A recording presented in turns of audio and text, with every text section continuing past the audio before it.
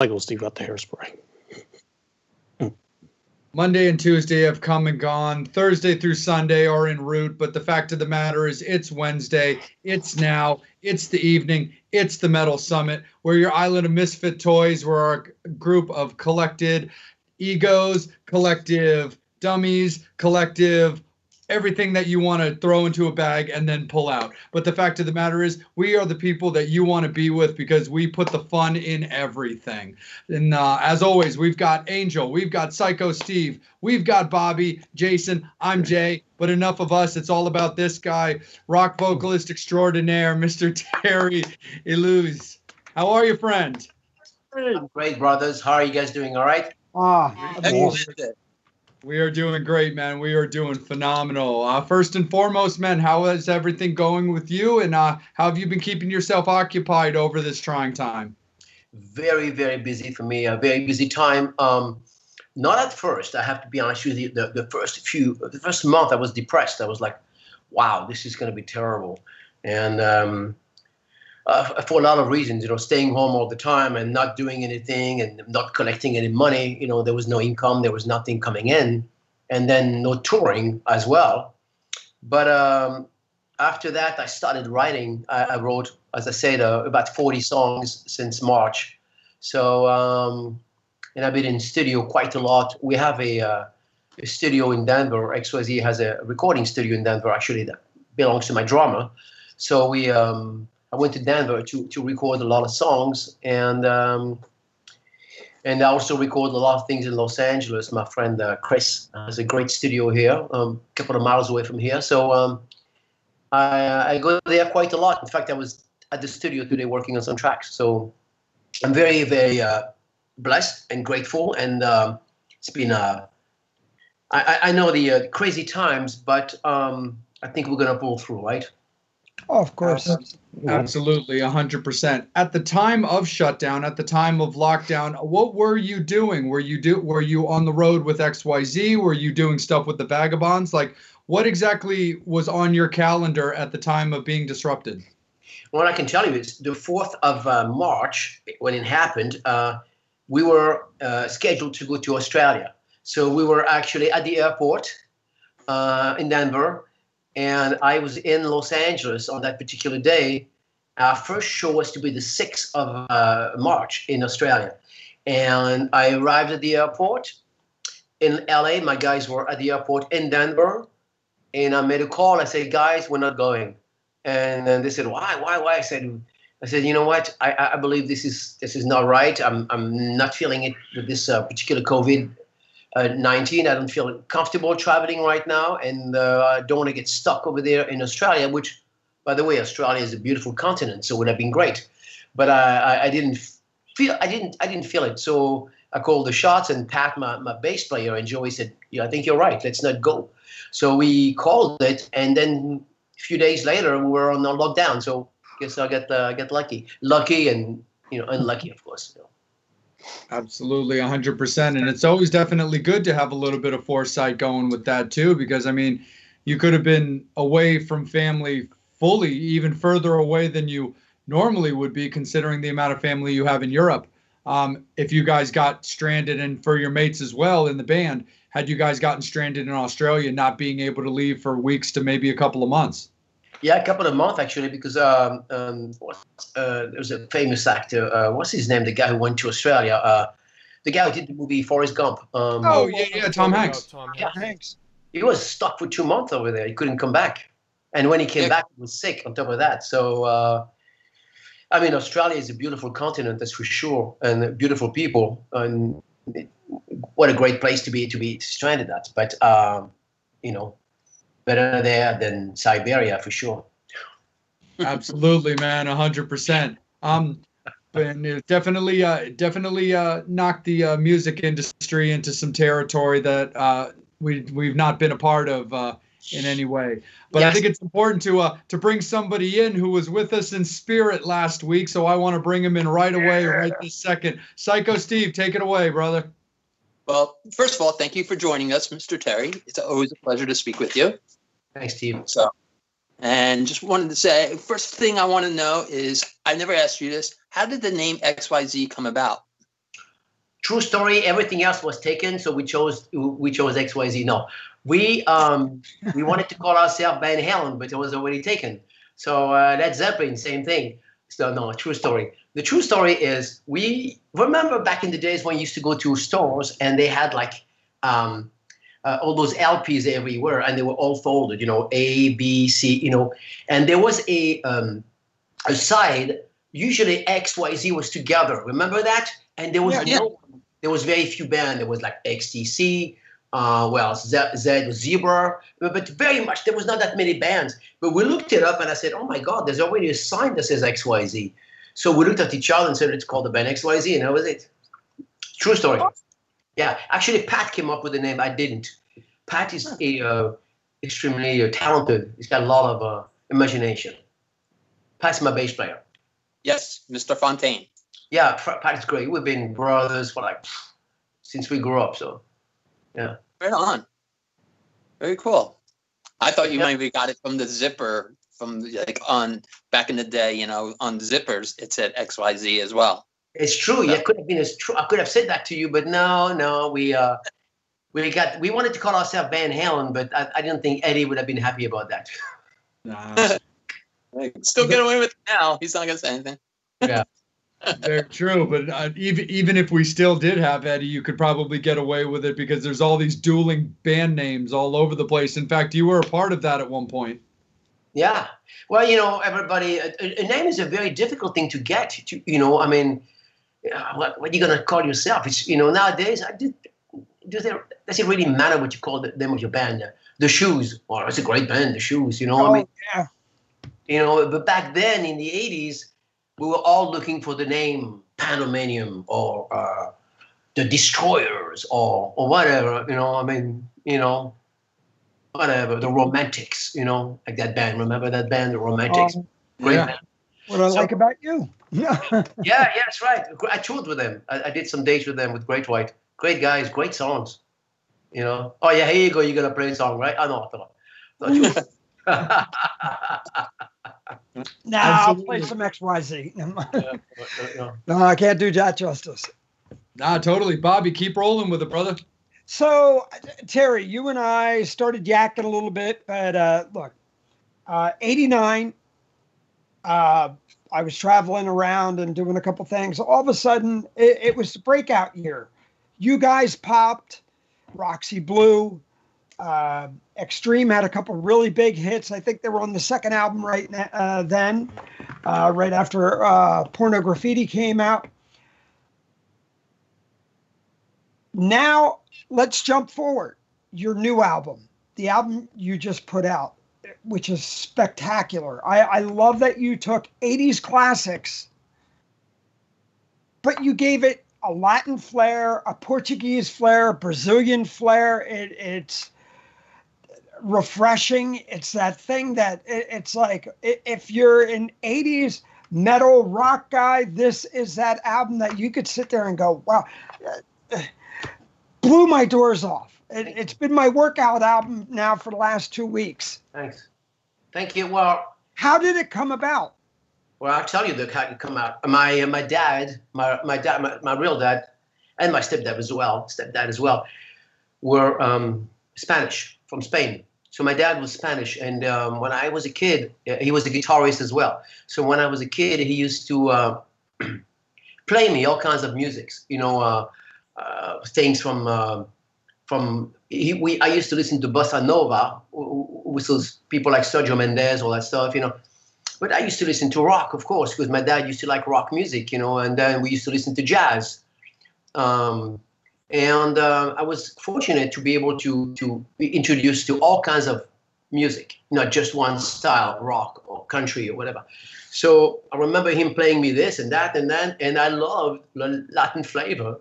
But I wanted to do that when I was a kid. I loved Latin music. Unfortunately, it didn't happen right away. And then when I first got my record deal, I was 18 years old. I was signed to RCA Records.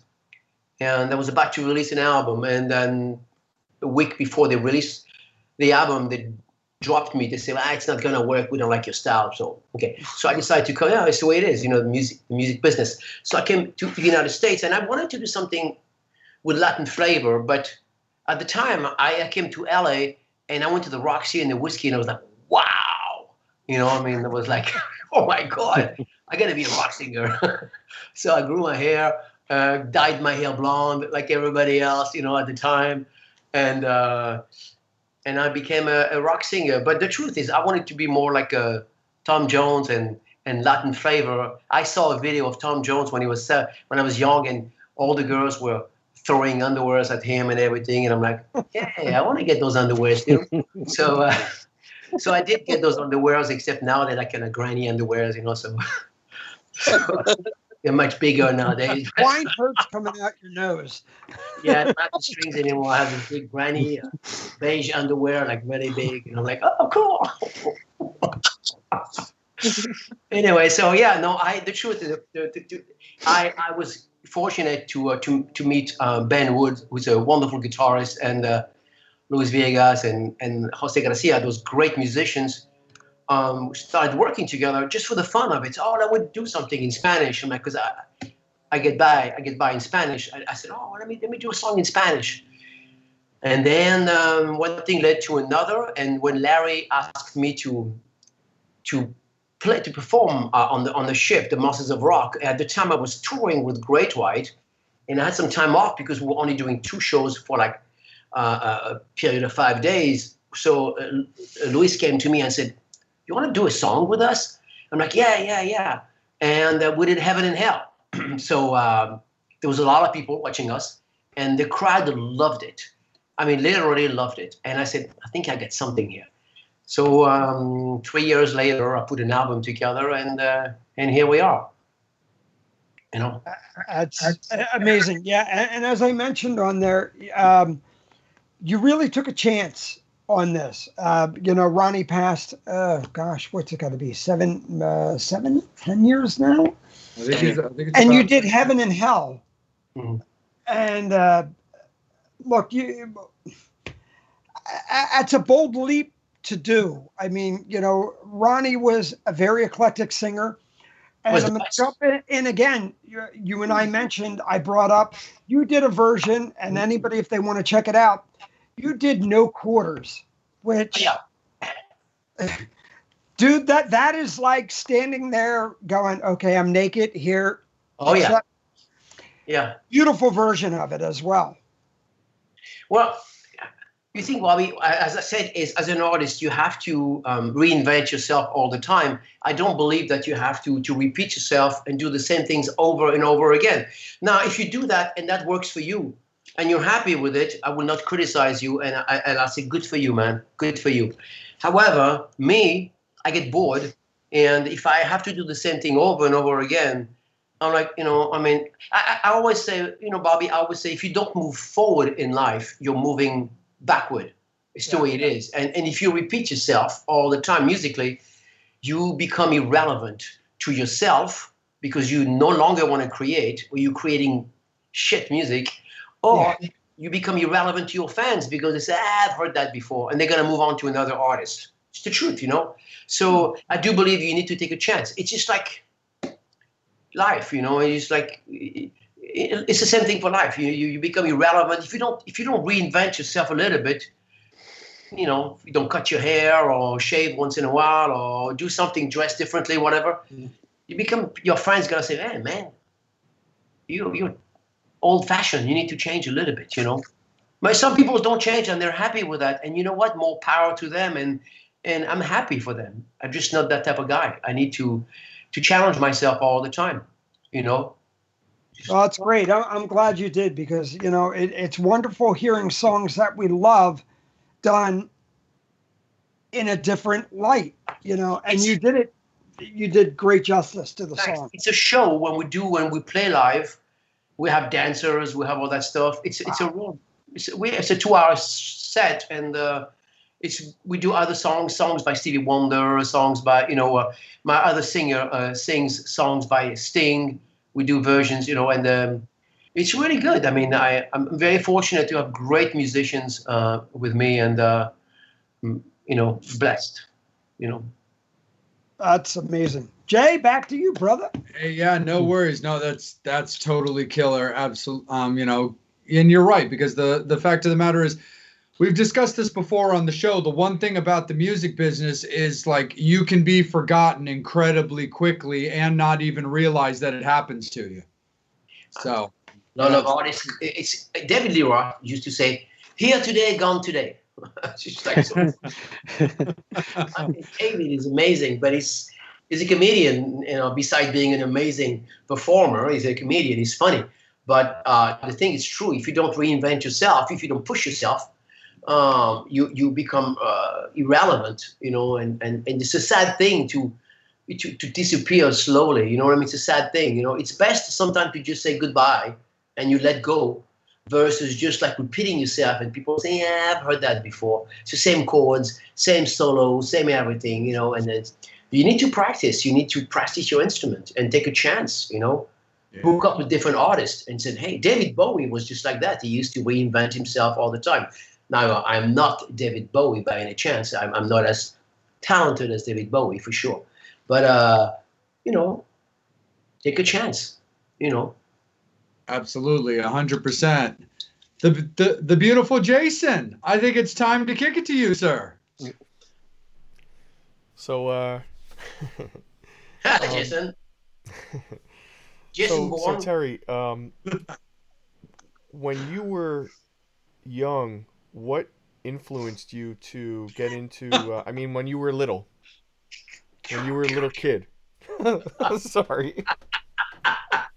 Wow. Oh boy! Insult our guest again. Good job. We're all young at heart. But when you were like a little kid, I know you mentioned you were 7 when you heard who was it? Tom Jones, all that Tom stuff. Jones. Yeah. Stones, So, yeah. was he like a big influence of yours, or what got you into wanting to go the route of music?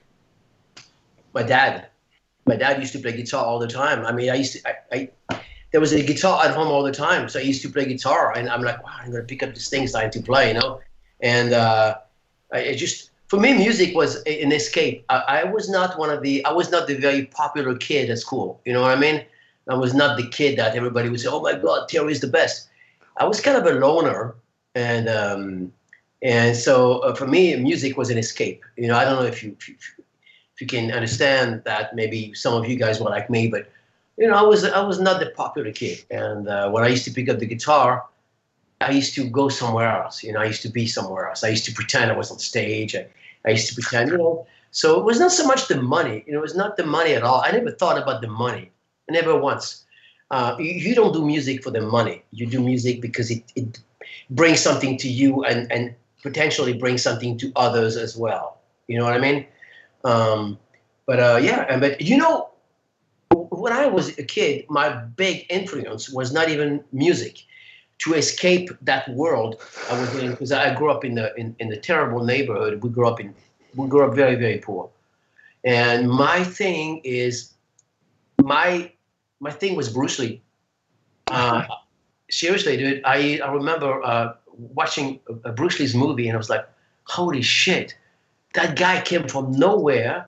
He was an immigrant, and he became a superstar, and he was always pushing to mix Jeet Kune Do, which is a form, which he created Jeet Kune Do, but he came from a different style. Wing Chun, I don't know if you know anything about martial arts, but I'm always been into martial arts. Wing Chun is a different form of martial arts, which is a soft approach. And he mixed that with other things. He realized that you had to mix things up in order to get better. If you only practice one style, then you basically going to be good at one thing, but you're not going to be good at other things. So basically, Bruce Lee, in a way, invented MMA because he is the first one to mix wrestling, judo, Jeet Kune Do. I mean, everything, boxing, kickboxing. So Bruce Lee was my most influence because he came from nowhere. And for me, when I was a kid, I was like, I want to be like Bruce Lee. I used to practice nunchucks all the time and everything. So I mean, yeah, of course, music. But music for me was the Stones, was Alvin Lee, and 10 years after, I used to love Alvin Lee, David Bowie, and then I discovered Deep Purple. I was like, fuck, man, what a voice, you know? Wow. And I actually ended up meeting Ian Gillan one day. That was a big moment for me. And then Led Zeppelin, of course, everybody loves Led Zeppelin. If you don't like Led Zeppelin, I don't get it. But I've never been into Sabbath because that was too dark for me. I don't like dark things. You know what I mean? I like happy things. So for me, Sabbath was too deep. I was like, nah, I don't get that shit. But I respect. I love. People love it. I totally get it. I started liking Sabbath when Dio joined Sabbath. Yeah. For me, when I discovered Heaven and Hell, I was like, oh, whoa. That was a moment of like, holy shit, nobody can sing like that. So. You're right on. Absolutely. So, Terry, you mentioned, just to follow up, you mentioned Bruce Lee. Have you ever learned? I know you said you used to play around with it, but did you ever actually learn that type of art? Not his style, though. I took a few classes on Jeet Kune Do. I started doing judo when I was 12, and then from judo I went into kung fu. But I didn't like kung fu because it was too. It was nice, but it was too nice for me. It was not what I wanted. I wanted something a little bit more aggressive, so I moved into Thai boxing. And then from Thai boxing, I came to the United States. And I was fortunate to have a great sensei, Benny Urquidez. They used to call him the Jet, Benny the Jet. He was he's still alive. He was a wonderful teacher. At the time, I remember David Lee Roth used to train there. Dave Mustaine used to train there, at the club. And I took many, many classes with him for a long time. And then I moved to Japanese Jiu-Jitsu, which is really what I like because it's a defense. It's not pretty. And then I went back to Judo.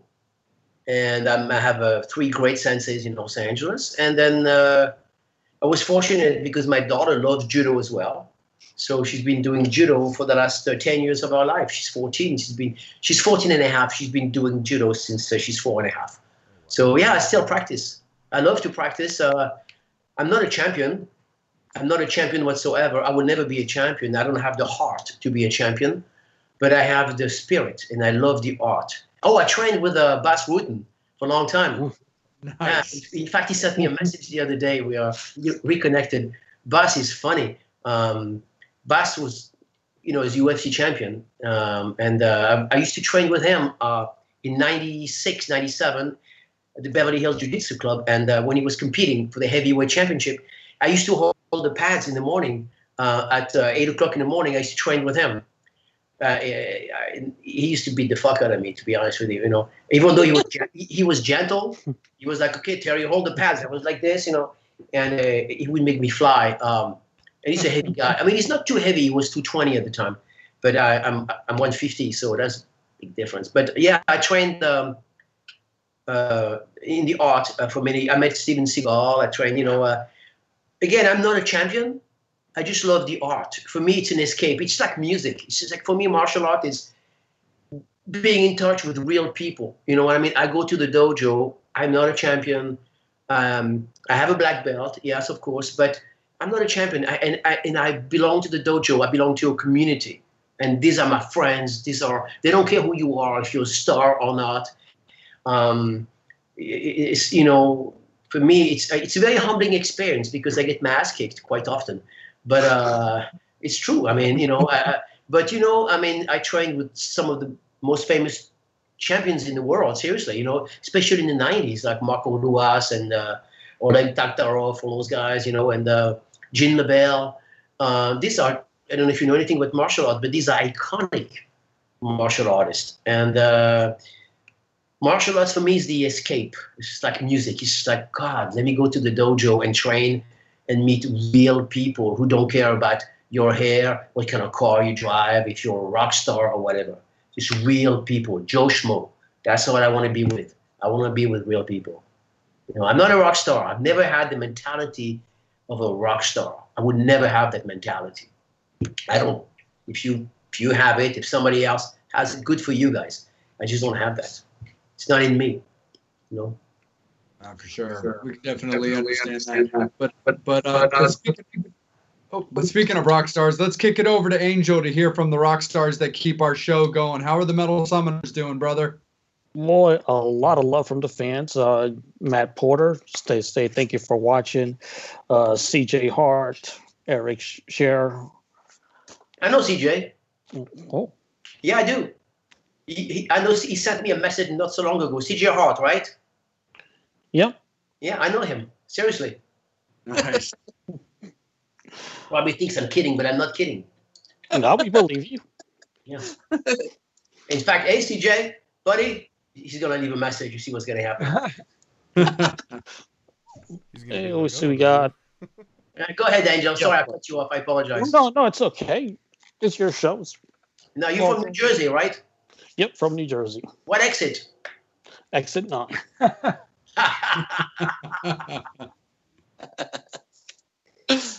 Go ahead, brother. He's kicking you ass verbally. No. Angel is There's nothing wrong. I never had a problem with good ass kicking, and I never had a problem with a good spanking. Angel does a great job. What you do for a living, man, is very noble. You're helping disabled people, and it's quite noble of you to do that. And we have to thank you. No, thank you. Absolutely, brother. We at the Metal Summit, we care. That's right. Well, XYZ used to say the same thing with girls. We care, so we share, but it's a different story. So It's funny. I use that same line to get the chicks too. I gave that advice to Psycho Steven. Now he has a girlfriend. Oh boy. Hey. We have a comedian here. Yes. We love giving relationship advice as well. All right. So what do you got for me, Angel? Got Linda Wilson. She said, Terry saw you last year at M3 at the Sheraton Hotel at the after party performing. It was awesome. I was front and center. Thank you. So that was an awesome show as well, because it was really cool to kind of see you guys like at 1 a.m. and then see you guys performing like the next day. So. Oh, do you mean the acoustic show was great? Yep. Yeah, that was amazing. Yes. That was fucking awesome. I had no idea because my agent Sullivan said, "Oh, you want to do something for the fans?" I'm like, "Yeah, well." He said, "You just got to go and perform after Vixen." I'm like, "Wow, Vixen's a great band. I don't know about that. So I said, "All right, let's do something different because we're not going to be able to top them. So let's do an acoustic thing, just Tony and I." And we did a couple of tracks, and we had a great time. And the next day we did a live performance, and it was wonderful. I love M3. M3 is a great venue to play. It's a very professional venue. Yeah. And Mitch LaFont is watching. Hi, Mitch. Thank you for watching. Mitch, can I say something in French to Mitch, because Mitch is Canadian? I mean, nobody's perfect, right? But Mitch is Canadian, so. It's like French like. I want to say something to Mitch. Who doesn't love Mitch anyway? He's the most popular guy. Mitch, comment ça va? Ça va bien? J'espère que tu vas bien au Canada. Et appelle-moi, comme ça on fera une interview ensemble, ok? Voilà. Thank you. That was for Mitch LaFont. I was just going to say croissant. But No, it's probably going to answer. Fuck you, That's a shame. It's like, you're wrong. No, Mitch is great. Or I was going to say Rush kicks ass. No, Mitch is a great guy.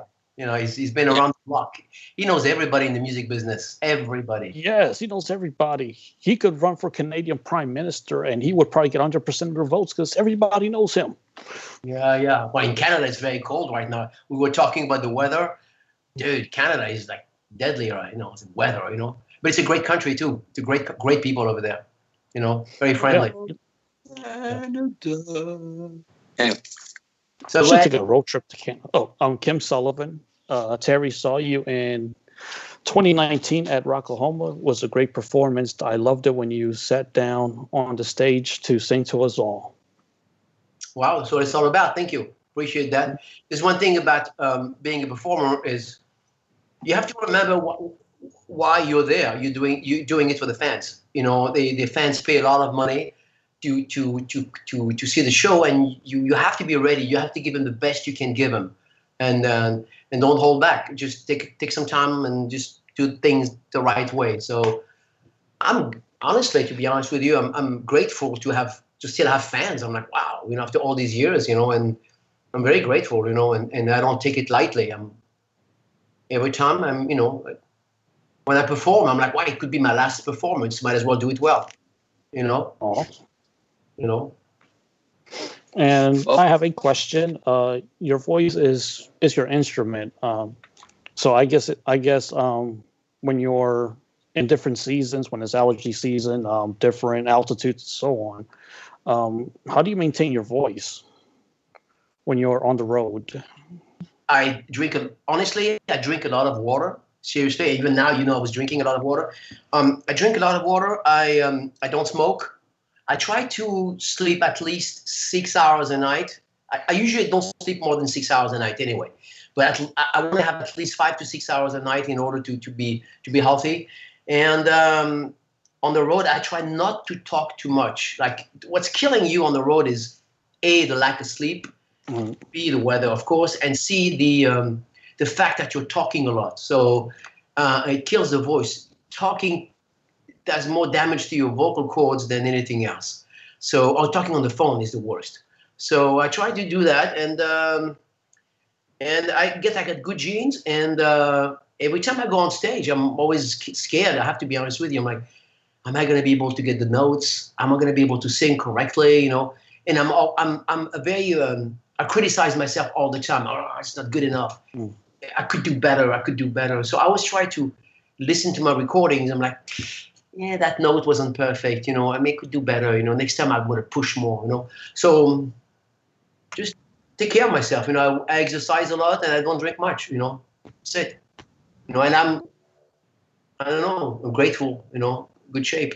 So Awesome. Just one comment from Diane Davidson. I've known Terry for years. He has a huge heart and so down to earth. I adore him.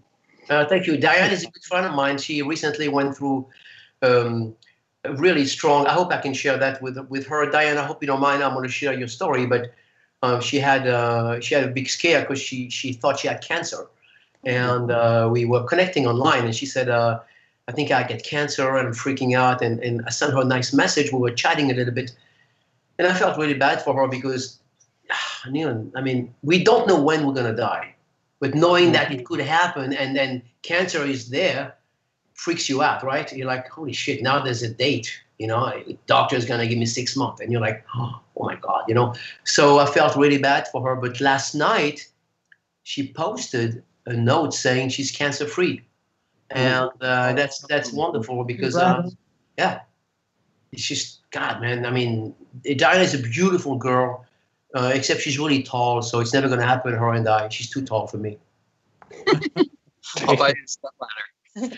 Yeah, I would have to, you know, I mean, she's like that, you know, she's really tall. But no, I'm just kidding. She's a beautiful woman, and I'm very happy she's well. Yeah, I just want to say, Diane, we're all glad that you're cancer-free and feeling better, and you continue kicking ass in life, basically. Yeah. She goes to every concert there is to go. She's been to M3. She's been to every time there's a show. She travels. She flies to. I saw her in Atlanta. I do believe so. I offered. We're not boyfriend girlfriends. Absolutely, you know, we're just friends. And I said, if you want, I'll get you tickets. She said, no, I don't mind paying.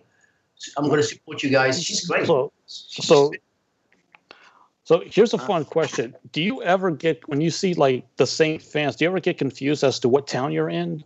When you're seeing the fans in the same cities, does that ever happen, or it plays tricks on you? I'm going to say no, of course not. But the truth is yes. Sometimes people say, "Hey, I met you last week." I'm like, "Okay," and then I think, "Oh fuck, I'm supposed to say yes." Oh yeah. I can't be a liar. You meet a lot of people, and you have to be honest. Sometimes you don't remember, and I don't have a really good memories when it comes to faces and everything. But I try to pay attention to names. I try to pay attention to their stories. When people tell me their stories, I try to pay attention and be always be grateful because, hey, when a fan comes to you and asks for your autograph, you have to be grateful about that. Don't think it's like, oh, I'm too good for that. Be grateful that someone would take a few minutes out of their time and said, hey, can I have your autograph? It means a lot, dude. It means a lot to them. So just be respectful and say, thank you. Yes, I know I want to share this story, but at M3, I was so shy about asking you for a picture. Oh. I kind of had to muster up the courage for like 5 minutes just to go up to you and just say, hi, I'm a fan. Can I take a quick picture with you? I have no idea why, but... You didn't do it? I did do it, actually. Yep. Yeah. After 5 minutes, I actually had the courage. No, it's not courage. I mean, I remember when I first met Robert Plant, and I really like Robert Plant, and I looked at him for a few minutes. I was like, that's Robert Plant. And I couldn't ask. I remember very well, I'm not going to go and ask for a picture. He's going to say, what the heck do you want, And then I asked a friend of mine, I said, I know you know Robert Plant. Can you ask him? And she went toward him. And Robert Plant said, yes, of course. He was very kind. And then he started talking to me and asked me questions. So where are you from? What do you do this? And I was like, oh, my God, Robert Plant is talking to me. He's not ignoring me. For even just few words, for me, meant so much that I said, well, if I ever become successful, I hope to be that generous with the fans as well. And I hope that I did. Hope I was. Yes. Thank you. Yeah. Ronnie Dio was like that. When I first met Ronnie, I didn't have a record deal. I had nothing. It was just like an upcoming talent in Los Angeles. And he spent the time to talk to me. He said, I've heard you sing before. I really like your voice. And I'm like, yeah, why are you saying that to everybody? And I said, really? When did you sing? He says, oh, I heard your demo through Wendy and everything. I'm like, holy shit, you really did, And then it was a big moment because he was so generous with his time, And some artists are not that generous. Even people I have played with, which I'm not going to name who they are, they were not that friendly with their fans. I'm like, it's too bad, my friend. It's too bad, No, for sure. There's definitely, we've all got stories, and there's also definitely things I've witnessed where I've watched, people being a little less than courteous when it comes to their fans, and it's definitely kind of a disappointment. Can you name somebody? Oh, sure. I mean, I got a story that I'm more than welcome to happy to share. I mean, I was backstage working on M3 a few years ago, and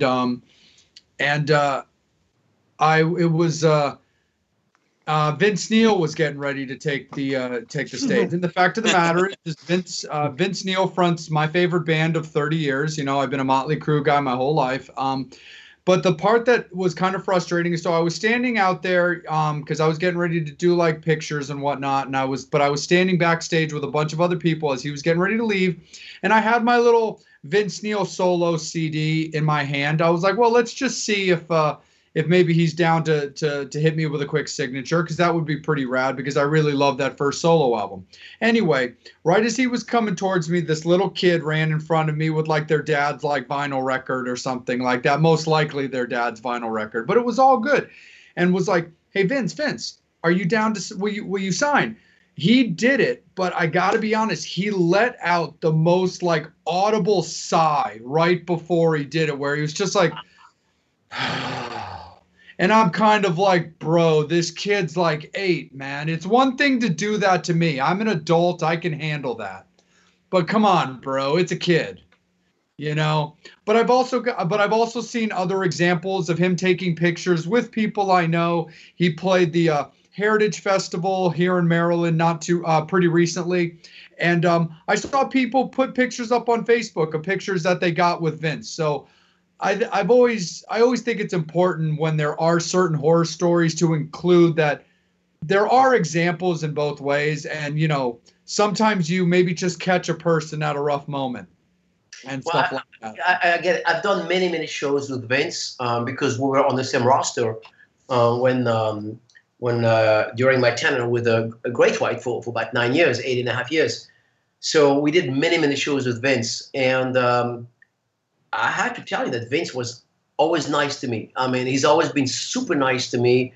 I used to go to his dressing room, and they said, "Hey, you want some wine, Terry?" Yes. And the thing is, we didn't talk about music. We didn't talk about music at all. We talked about kids. I talked about his kids. How's your kids, buddy? Yeah, good. How's your kid? Great. We talked about other things than music.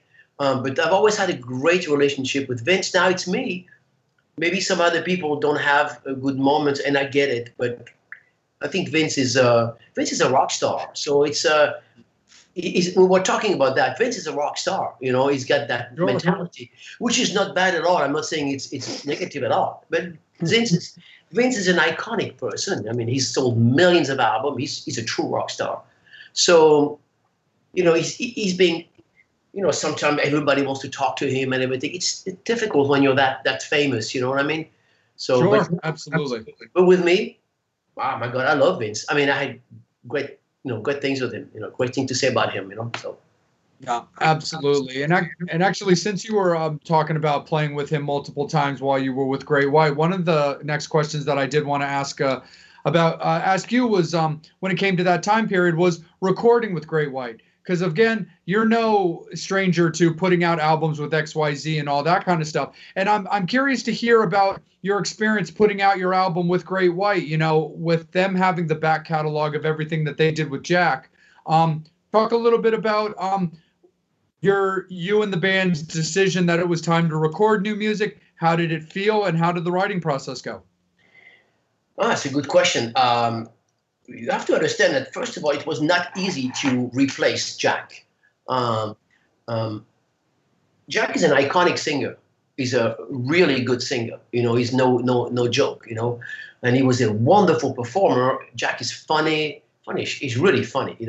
So he's a fun guy to be around with. So I know he's got issues, and I'm not going to talk about that. And I don't know him that well to talk about his own issues. I've heard he had issues, drug issues, drinking, whatever.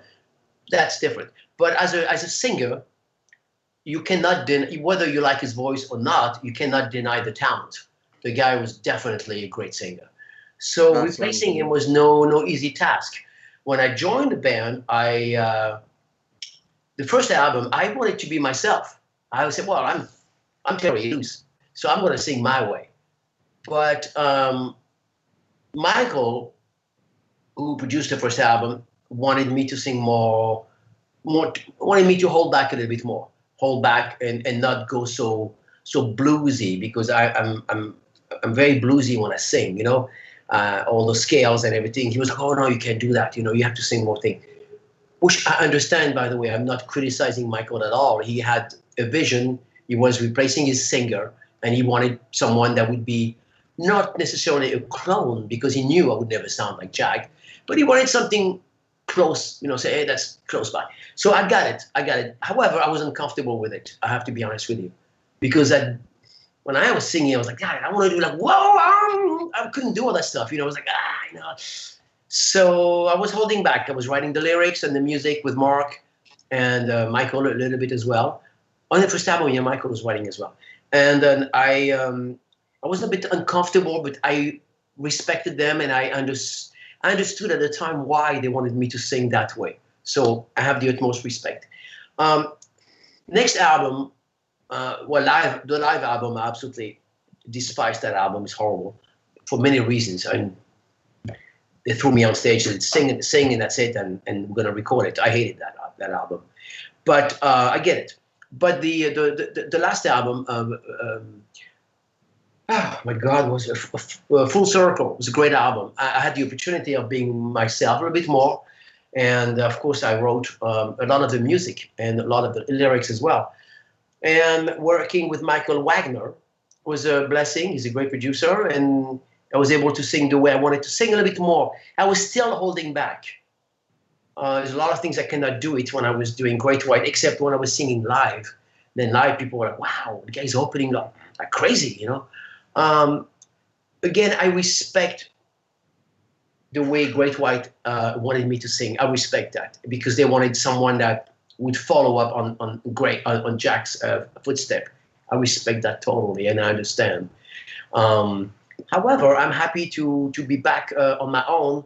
I'm happy, very happy, because my departure from the band, I mean, me being fired from the band, which was, let's face it, a big betrayal, especially the way I was fired, was absolutely it's fucking bullshit. Seriously, you know? I mean, you don't do that to a friend, you know what I mean? But at first, I was really pissed off. Pissed off and sad at the same time, because I lost a lot of good friends and everything. So I was really sad, and I lost a lot of money, and I was like, wow, what happened? What did I do? Why did I receive an email that says you're fired? I don't get it. I didn't do anything wrong. I didn't screw with somebody's wife or whatever. I didn't do anything like it. I was good, and I was consistent life. Nowadays, I think of it as a blessing. It was a blessing from the sky, because the truth is, I was able to do other things. I was able to go back to XYZ. Yes, the shows may not be as big, as famous, but it's okay, because I'm myself. I wake up in the morning and I'm Terry Ilous. I'm not Terry Ilous, wannabe Jack Russell. And you know how much I love Jack. Jack and I are friends. Now I'm myself. So I really enjoy that. You know what I mean? And I was able to do the flamenco album, which when I was with Great White, it was a big issue. The big issue was releasing the flamenco album. They were not too happy about that. They're like, why are you releasing this kind of music? Well, because I love to do this kind of music, you know what I mean? So it worked out very well. They have a replacement, a singer, you know, Mitch, and I'm happy for them. I'm happy. I wish them the very best. Jack is doing his own thing. He's doing great. I'm happy doing my own thing, and all worked out. In the end, you know, one door closes, usually another one opens, but you need to be able to see that there's another door, and not try to bang on that particular door that just closed up on you, because it's not going to open. I could go back and say, oh my God, please take me back. No. Wish him the very best. They have Mitch is a good singer. You know, he does a good thing live and everything, and I'm happy for them, you know. You know, I'm Terry Ilous, and I'm happy to be Terry Ilous. I don't say that in a pretentious way at all. Sure. I say that I am myself. When I wake up in the morning, I'm not a superstar. I'm not the richest man in the world, but I'm myself, and that's more important. Do you know what I mean? Being you, Jay, is more important than being Angel, and being Angel is better than being Jay. Do you know what I mean? It's good to be. It's good to be yourself. You have to remember that. You know, that's it. I'm happy for those guys. They're touring. I think they were touring. I'm happy for them, and but I have other plans. You know, that's all I can say. Absolutely. No, 100%. Really appreciate you touching base with us on that. And, you know, looking back at that time, talking a little bit about how it began, your time during it, and touching base a little bit on how it ended too, because we definitely appreciate you discussing that with us for sure, man. Psycho Steve, it's all you, brother, man. Okay, so you've toured with your solo project, XYZ, Great White. The question is there a place that you've never played and a band that you've never either gone on tour with? And if there was a band and a place, where and who would it be? You mean performing with them as a singer, or you mean opening for them? Oh, a like support act or singing for them? Both. And then where's a place like a bucket list that you haven't performed that you would like to perform that you never performed at? I'd like to. Well, it's a good question, man. I'd like to perform in Russia. Believe it or not, Russia looks pretty appealing. You know, Russia seems nice. Thailand, China. Go back to Japan. You know what? I'd like to perform anywhere. I don't care. You know, personally, as long as people like the music, I'm happy. There's not really a place where I'm like, oh my God, I'd like to go there. I've been to Iceland, I loved it. I've been to Sweden, I loved it. I've been to New Jersey, I loved it. In fact, my freaking drummer was from New Jersey, you know, and my guitarist as well. So Tony. But my guys were from New Jersey, so I love Jersey, I love Maryland, I love any places in the world where I'm welcome. It's like, you know, going to somebody's house, they open up the door and says, Hey, welcome, my friend. Have a seat. Hey, I'm happy. But if you go somewhere, people say, what the fuck do you want? You know, you're uncomfortable. So I'd go anywhere. I'd perform with anybody. As far as singing for a particular band, I never thought about being the singer of performing, fronting another band. If the opportunity happens, then I will consider it. If it's a good band and if the good music and good money and thing. But I have to love the music. It's not just about the money. If it was just about the money, trust me, I would do something else for a living. Yeah, and, I mean, there's so many different opportunities to make money. Let's face it. I'd go anywhere, my friend, anywhere. If you invite me tomorrow morning and said, "Hey, come to my place. We're gonna have a gathering and it's gonna be a lot of fun." Sure, why not? So Right on. yeah, anywhere in the world. Nice. Awesome. Right on. That's sick, man, for sure. Bobby Dreyer.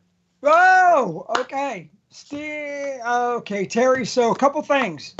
You sang a few songs on a good friend of mine's album a few years back, probably about 2 years back. Dwayne Morano. How did that relationship come about, and how did how did that all come about? Great. Dwayne is a great guy and a talented guitarist, by the way. He called me, he contacted me over the internet and said, "Hey, I'm putting an album together. Want to find out if you wouldn't mind singing on a song." And I'm like, "Well, if the song is good, yes." So I said, I listened to the song. It was good. And he said, "Would you mind writing the lyrics?" And I said, "All right." So I did some work for him. And then he said, "I really like it. Would you mind doing other songs?"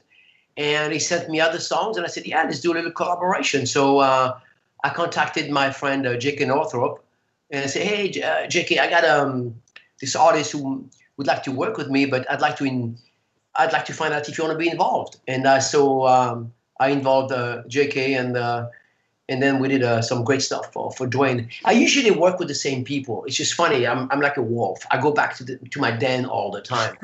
You know what I mean?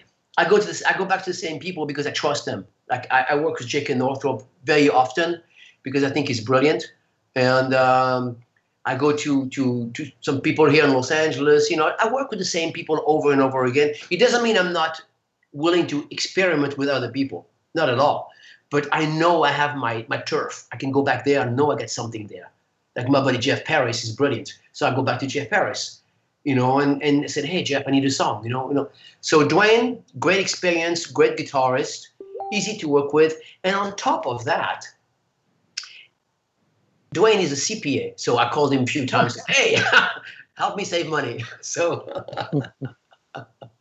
That's amazing. Now I'm going to go back a little bit further. I mentioned you did a 4-song EP. First time I heard, I was over in Europe, and I heard XYZ, and I kept going, "Who the hell are these guys?" So you're in Lyon, France. What made you go from Lyon, France to LA? wow, dude, if you knew the story, well, I'm going to tell you the true story because I'm sure you've heard some fake stories, but this is real news, buddy. I was in France. I was doing well. And I was thinking about, no, I was doing well. I just got dropped from RCA Records. And I was kind of sad. And I was thinking, well, what can I do? What can I do? Maybe I should go to England. So I was thinking about going to England. At the same time, my buddy Pat was putting a project together and said, "Hey, I want you to sing on the project in 4-song EP." So I said, "All right." So he paid me to sing 4 songs. And I said, "All right." So I sang those 4 songs. We wrote lyrics and then music, blah, blah, blah. And he lied to me after that. He said, "Hey, man, I got a record deal in Los Angeles. I get women, I get cars, I get anything you can imagine. We're going to be touring, we're going to be rock stars and everything. Would you like to come to Los Angeles?" Of course, you're 18 years old. You're like, "Damn right." First, I heard women. I was like, "Yeah, that's right." So I arrived in Los Angeles. I remember very well at LAX, and I had my guitar. I had $500 in my pocket, and I thought that was a lot of money. So I arrived with $500 in my pocket, a guitar, and a suitcase. And I'm like, where are the women? Um, that was a record deal. And Pat had an old beat up car. Swear to you, dude, an old beat up car. The back window, you could not roll up the back window, was all broken. It's like, well, here's the scoop, Terry. There is no record deal. There's no women. There's nothing. But you're here. What are you going to do? And I'm like, I don't know. Let me think about it. So we went to Long Beach, stayed in a crappy hotel in a terrible neighborhood. And I was there for a little while, and then that's the beginning of the band. That was it. He lied to me. But if it wasn't for a lie, I would probably not be talking to you guys right now. So sometimes you got to take a chance. So let me ask this: how did XYZ pop on? Everybody's out there, but you guys came out. Look, first time I heard Inside Out, Nice Day to Die, kicked my ass across the room. How did that happen? We got signed to a record deal after doing demos and demo like everybody else. Not to interrupt, but you guys were on Enigma, which was Stryper's label. Yeah, Stryper, Poison, Great White. Mm-hmm. The first Great White album came on Greenland. Greenland or Green something, I forgot. It was Poison, Great White, XYZ, Stryper, Hurricane, all those bands together. Yeah, we were just about to release an EP on our own, and Pat and I were working in the porn business. Believe it or not, we were working with a director named Paul Norman, who was a really famous pornographer at the time. And porn or pawn? Porn, P-O-R-N. Oh, Nice. Okay. So we were working, and Pat and I were doing very well. We were doing really good money and everything, and Pat was a driver, and I was a stuntman for difficult positions. No, I'm just kidding.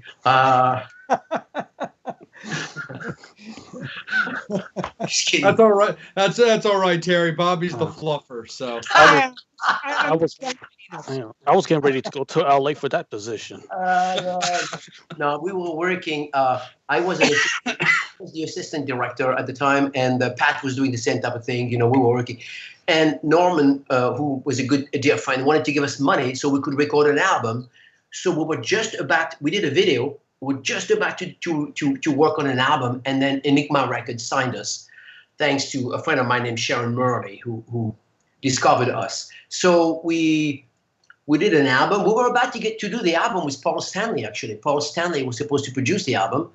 And we were looking for Paul, but Paul was not available because he was touring. We had a meeting with Paul. And Paul wanted to produce the band, and I love Paul Stanley. And so the record company said, well, we want you to work with somebody else. And they said, whom? And they said, Don Dawkin. So we worked with Don. It was an interesting situation. And, we released the album. We did very well. And here I am today. Nice. So wait, now I got to go back. Any porns we might know? Oh yeah. We did a lot of movies. I mean, we were like for about 2 years. That's the way we made our money. So we were shooting like nonstop. But we were not actors. We were doing production, doing the lights, or doing assistant director. Casting the cast, the women mostly. We used to work with Ron Jeremy quite often. It was funny. At the time, we made a lot of money working in the porn business. I mean, and it was actually Pat who got me, because Pat was dating a stripper, and that stripper was also doing porn.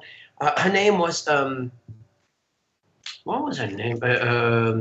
Britannia. That's her real name, but her real name is. Oh, it's going to come back to me. Beautiful woman. Anyway, we were dating strippers, and Pat said, hey, we could work and make a lot of money. So at the time, we were making $300 a day, dude. So I was like, $300 a day? It's a lot of money. So we worked like 10 days in a row, and then that's the way we survived, It was a lot of fun. But, I'm not a big fan of porn, to be honest with you, nowadays, because I have a kid, and I don't I don't like the way porn is going, which direction it's taking.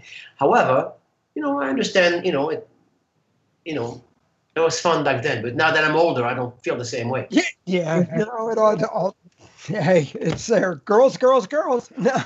Yeah, I mean, we used to go to Seventh Veil, and I remember and Vince was there, and Tommy Lee. We used to be invited to all the parties and everything, and um, uh, well, I'm trying to remember that girl's name. You're gonna know her. You can say, of course, I know her. Tori Wells.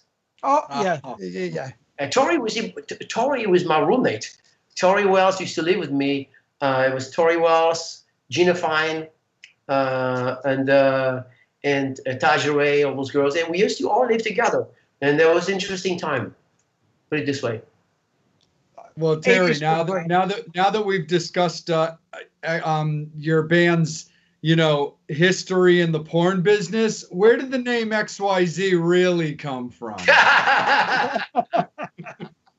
No, but this thing is, those girls were really nice. I mean, they were really nice. They were nothing, a lot of strippers and porn stars around us, like a lot of bands. A lot of bands were dating all the strippers, and God bless them, because the truth is, they helped us. I mean, they helped us. They supported us, in fact, I wrote a song for one of my ex-girlfriend, Maggie. Of course, I changed her name. Great song. Yeah, so her name was Patty, but we couldn't say Patty. It didn't sound too good, so we called Maggie. It was better. But she used to support us. She used to work very hard and at night and come back in the morning and give us the money. We were sometimes we were not paying whatsoever, but we were very lucky that those women, those ladies, were supporting us and paying for this, paying for that, and I'm sure dude, these were the 80s. It was a different time. I don't know if you guys remember the 80s. Well, if you remember them, you didn't live them. I don't know, Jason, if you were in Los Angeles at the time when everything was rocking, like the whiskey, the Gazaris, all that stuff. But these were crazy times, dude. I mean, these were really crazy times. I mean, I cannot tell you that crazy it was. You would have to be there. If I would tell you, you would say, no way. Yes, way, man. Would you ever make a documentary? Oh, dude, all the bands. I remember the bands like Tough. Remember Tough? Yeah, Tough out of Florida. Yeah. Oh, great band. Tough used to be performing L.A. Warrant, Shark Island, all the band, and the parties on the weekend. Wow, dude! You would go from one party to another, and you would just it was absolutely phenomenal. I mean, I don't think I could tell you stories, but you would say no, it didn't happen. Yes, it did happen. Are you amazed you're still alive through all this crap? Yes, Look, I'm amazed that. I'm amazed. Look, Terry, we're probably the same age, and you talk about the age.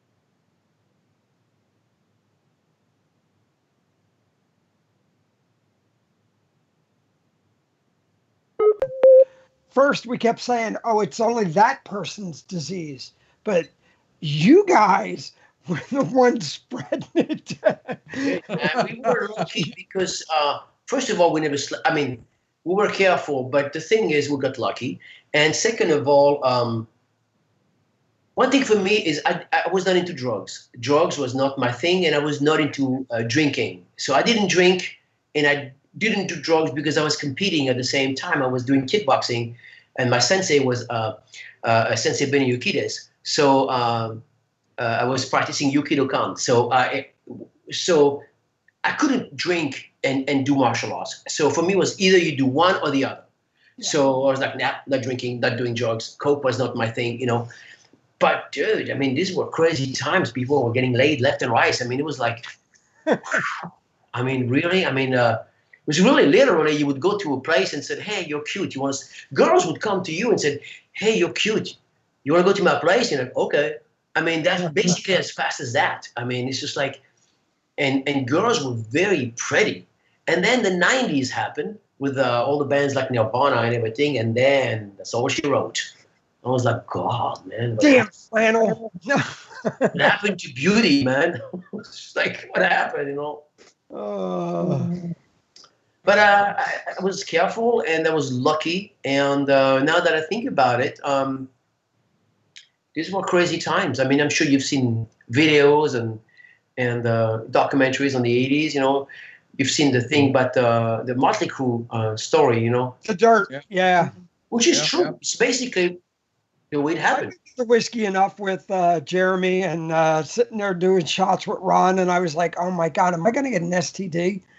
Yeah, just talking to him, you were like, "Am I gonna get something just talking to him?" We were scared just talking to people. I'm like, if I get too close to, is it true that if I shake somebody's hand, I'm gonna get herpes? Is it true? I mean, you don't know. You were like, everything was crazy. But these were crazy times, and we survived. You know, you guys didn't come to Hollywood back then. I did. I was in LA a couple times through that, but everything was popping on the West Coast here. So, when LA was hitting, it was the Jovi scene, it was Cinderella, Britney, Twisted up in New York, Anvil Bitch, the scene around here, tough in Florida. And then you had the southern states, which were, really start, hitting, pretty big. Yeah, Baton you had the Rouge, South, you had then the, Baton Rouge, I remember. Yeah. Pretty Yeah. Boy Floyd, all those guys. Baton Rouge, Pretty Boy Floyd, Kicks here in Maryland after they stopped being the Shoes, and all that kind of stuff. Like I just missed out on it. I'm the baby of the team. I didn't miss it. I didn't really miss it by much, but I still missed it. But I mean, I still had my fair share because I came in at the tail end of it where like certain things were still a thing. Like, I like to drink. I still like to drink to this day and stuff like that. Like when I was, when I would party and stuff like that, if there, I wasn't a big like drugs guy, but when I was doing the party scene, like Coke was my drug of choice. So like I was familiar with, all that same like kind of stuff. Wow. What about you, Angel? I was like 10 years old back then, but I was wishing I could go to LA to catch the scene. And I hated when grunge came. It was like, I hate you, grunge. The girls were pretty. The funny thing is, the girls turned from wearing miniskirt and they were pretty to all of a sudden being ugly, not wearing makeup and everything. And I was like, really? What happened to beauty? I remember going to the Rainbow very, very vividly. Going to the Rainbow, I pulled over. I had a Corvette at the time. I pulled over. I saw Mario who owned the whiskey, the Rainbow, that stuff, the rock. And I was like, okay. So Mario said, hey, Mario, and everything. So I parked my car and everything, go to the Rainbow. And I looked at the scene. And I was like, wow, all those girls. I was like, what happened? And everybody was dark. Not just the girls, but even the guys were ugly. All of a sudden, hair was dirty and everything. And everybody was trying to be cool, but in an disgusting kind of way. And though the music was good, there was some great bands, Soundgarden. There was some great bands, but the looks were like, wow, what happened to that? What happened to beauty? The 80s were like girls wearing miniskirt and high heels and you were like, wow. It was kind of funny how you went from these girls that couldn't even be trusted to lift up a coffee mug, and now all of a sudden they can repair your engine. Yeah.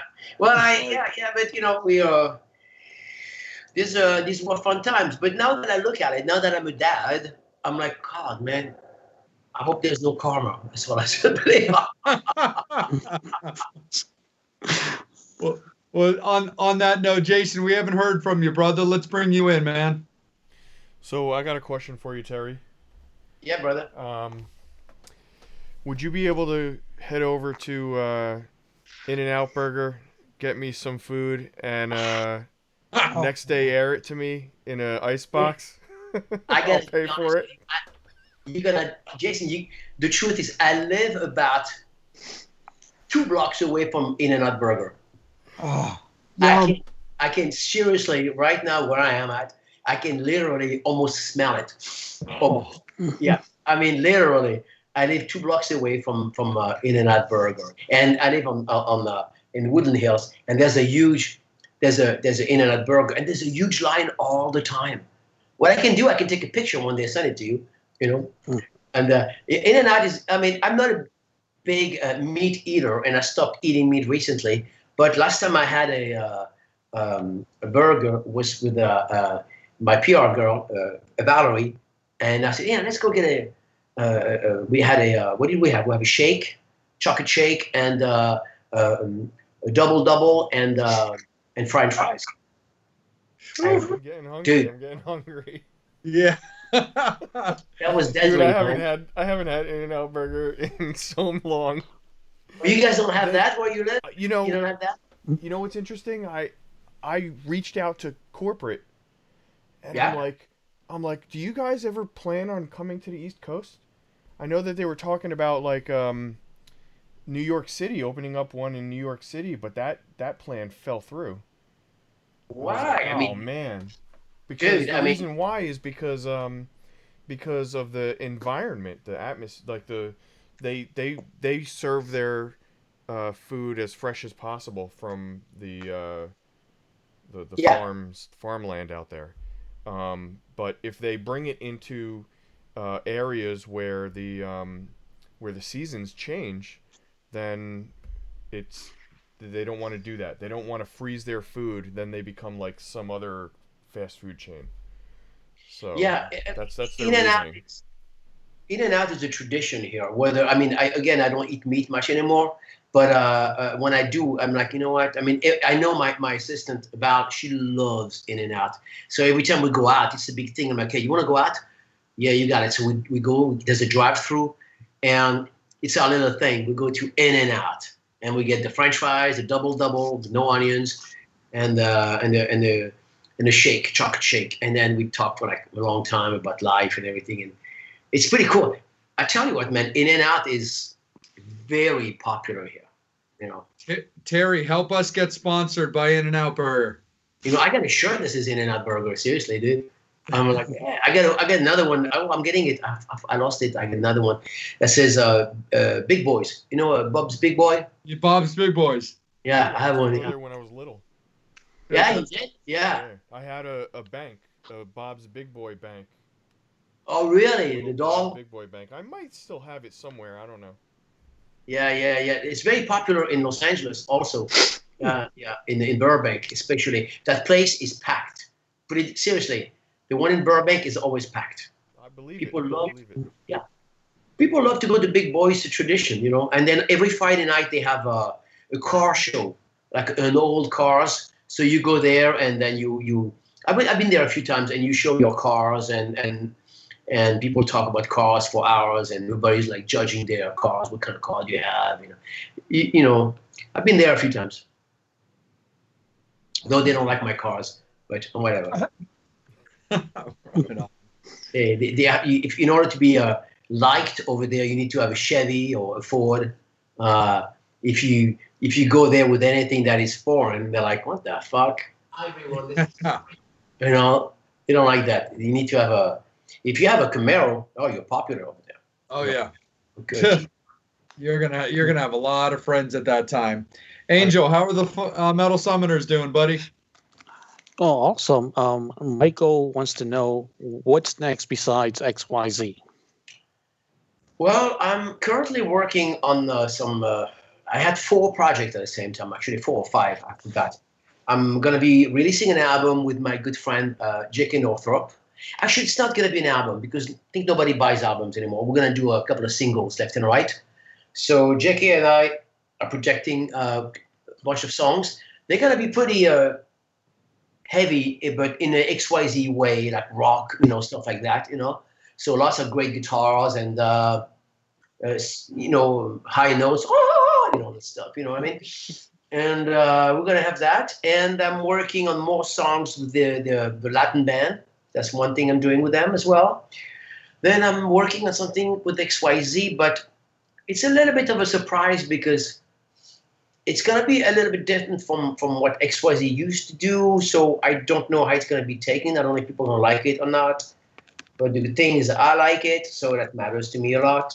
So that, and also I'm working on some tracks for an album for Frontiers. So that's Frontiers Records. I'm working on the guy named Fabrizio Grozzi, and we're working on Fabrizio and I on some songs together. We have, I think, 11 already. And then what else I'm doing? I'm going to be releasing a couple of kind of a best of, because I do a lot of songs for other people as well. Like you mentioning Dwayne. So I'm probably going to get some of the songs I did with Dwayne, some of the songs I did for a recent movie, TV shows. I'm going to get those tracks together and then release the best of for fans that would never get the opportunity of listening to these songs. So I'm going to do that. And then some country songs as well. I'm probably going to release a couple of country songs. I know people say, what the heck? I love country music. I love old country music, not this crap we're listening today. But probably a couple of things like that. And who else? If somebody wants me to do some songs with them, I'll do them. I'm working on my new album. No, really, I am. I've been doing some stuff. I got a couple calls out with Steve Brown, and I was going to reach out to you on Steve who? Steve who? Steve Brown. Oh, Steve Brown, the drummer. No, guitar player. Oh, Steve Brown. Yeah, he's the drummer for the band. What band was he in? I know he's played with Def Leppard recently, right? Yeah, he's the guitar player. Guitar player, singer, 40-foot Ringo. Just does a couple things. Very, very talented guitarist. And there's a couple people again, reaching out with Brian and Brian Cole, who sang with Dwayne as well. Another great singer from Pittsburgh area. But we'll talk after the show. I'd love to reach out to you. I got a couple things that I've been working. I work with Mark Hudson. Mark produced. The producer? Yeah. Very close with Mark. Mark produced Ozzy Hanson's first album, everything. Mark produced Alanis Morissette. Of course. And he did Celine Dion. He wrote all the music on the first album. For which one? For Alanis Morissette. He wrote all the music.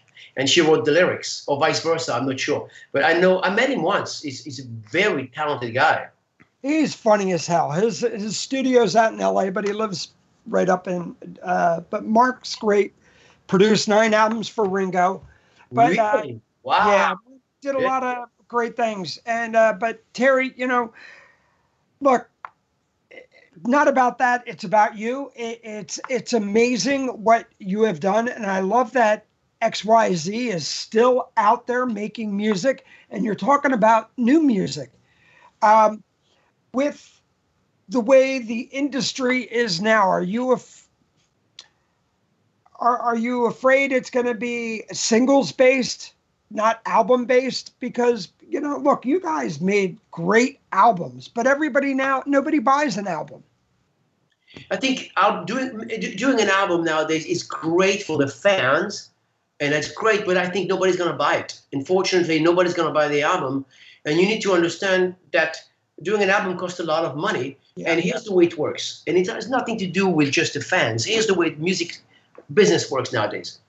There's so much out there, so many great songs out there, so many new artists out there and everything. You get solicited so many times that it's very difficult to focus on one artist. So Joe Schmo is going to release an album, and Joe Schmo is great, okay?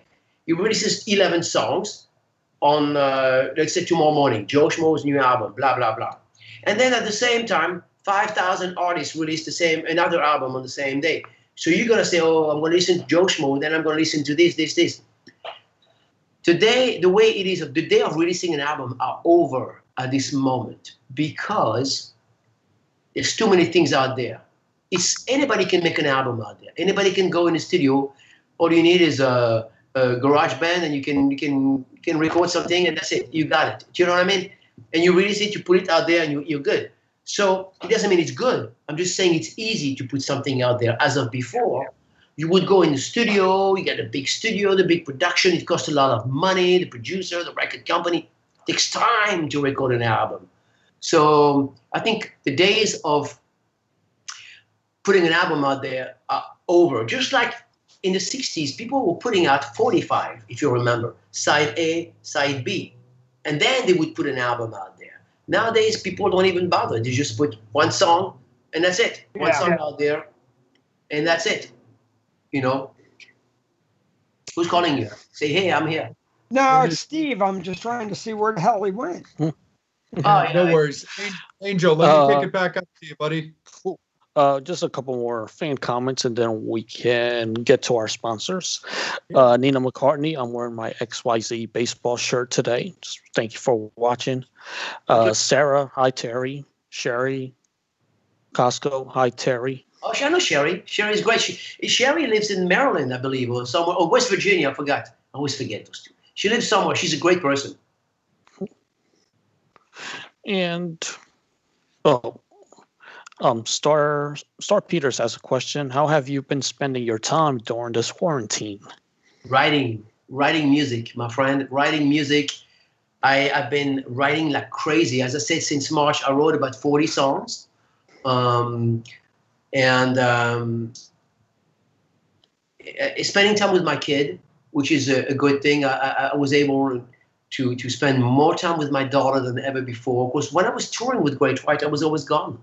I was gone from Wednesday night or Thursday morning to Sunday night. And every week, every week we were gone, which is great. I made money and it was my career and everything. But I didn't spend much time with my kid. And you have a kid, you have a chance to have a child. As a parent, you have to do the right thing. You have to be there for that child. You can't just be the rock star and then you grow up and the kids don't even know who you are. They're like, my dad, I don't know him. I don't want to be one of these dads. I don't want to be. I want to know what my daughter is doing. I want to be there for her. And so yes, we didn't tour during COVID. Yes, we didn't do all these things. Yes, we lost a lot of money. But the truth is, I was able to spend a lot of time with my kid, and that's something I would never be able to get back again if I would have lost that time. So, me being a dad is extremely important, and I love my child. Like I'm sure you love you, and if you have kids, but I'm sure you love your kids as well. So, or nephews, if you don't have any kids, and. So I spent a lot of time writing, a lot of time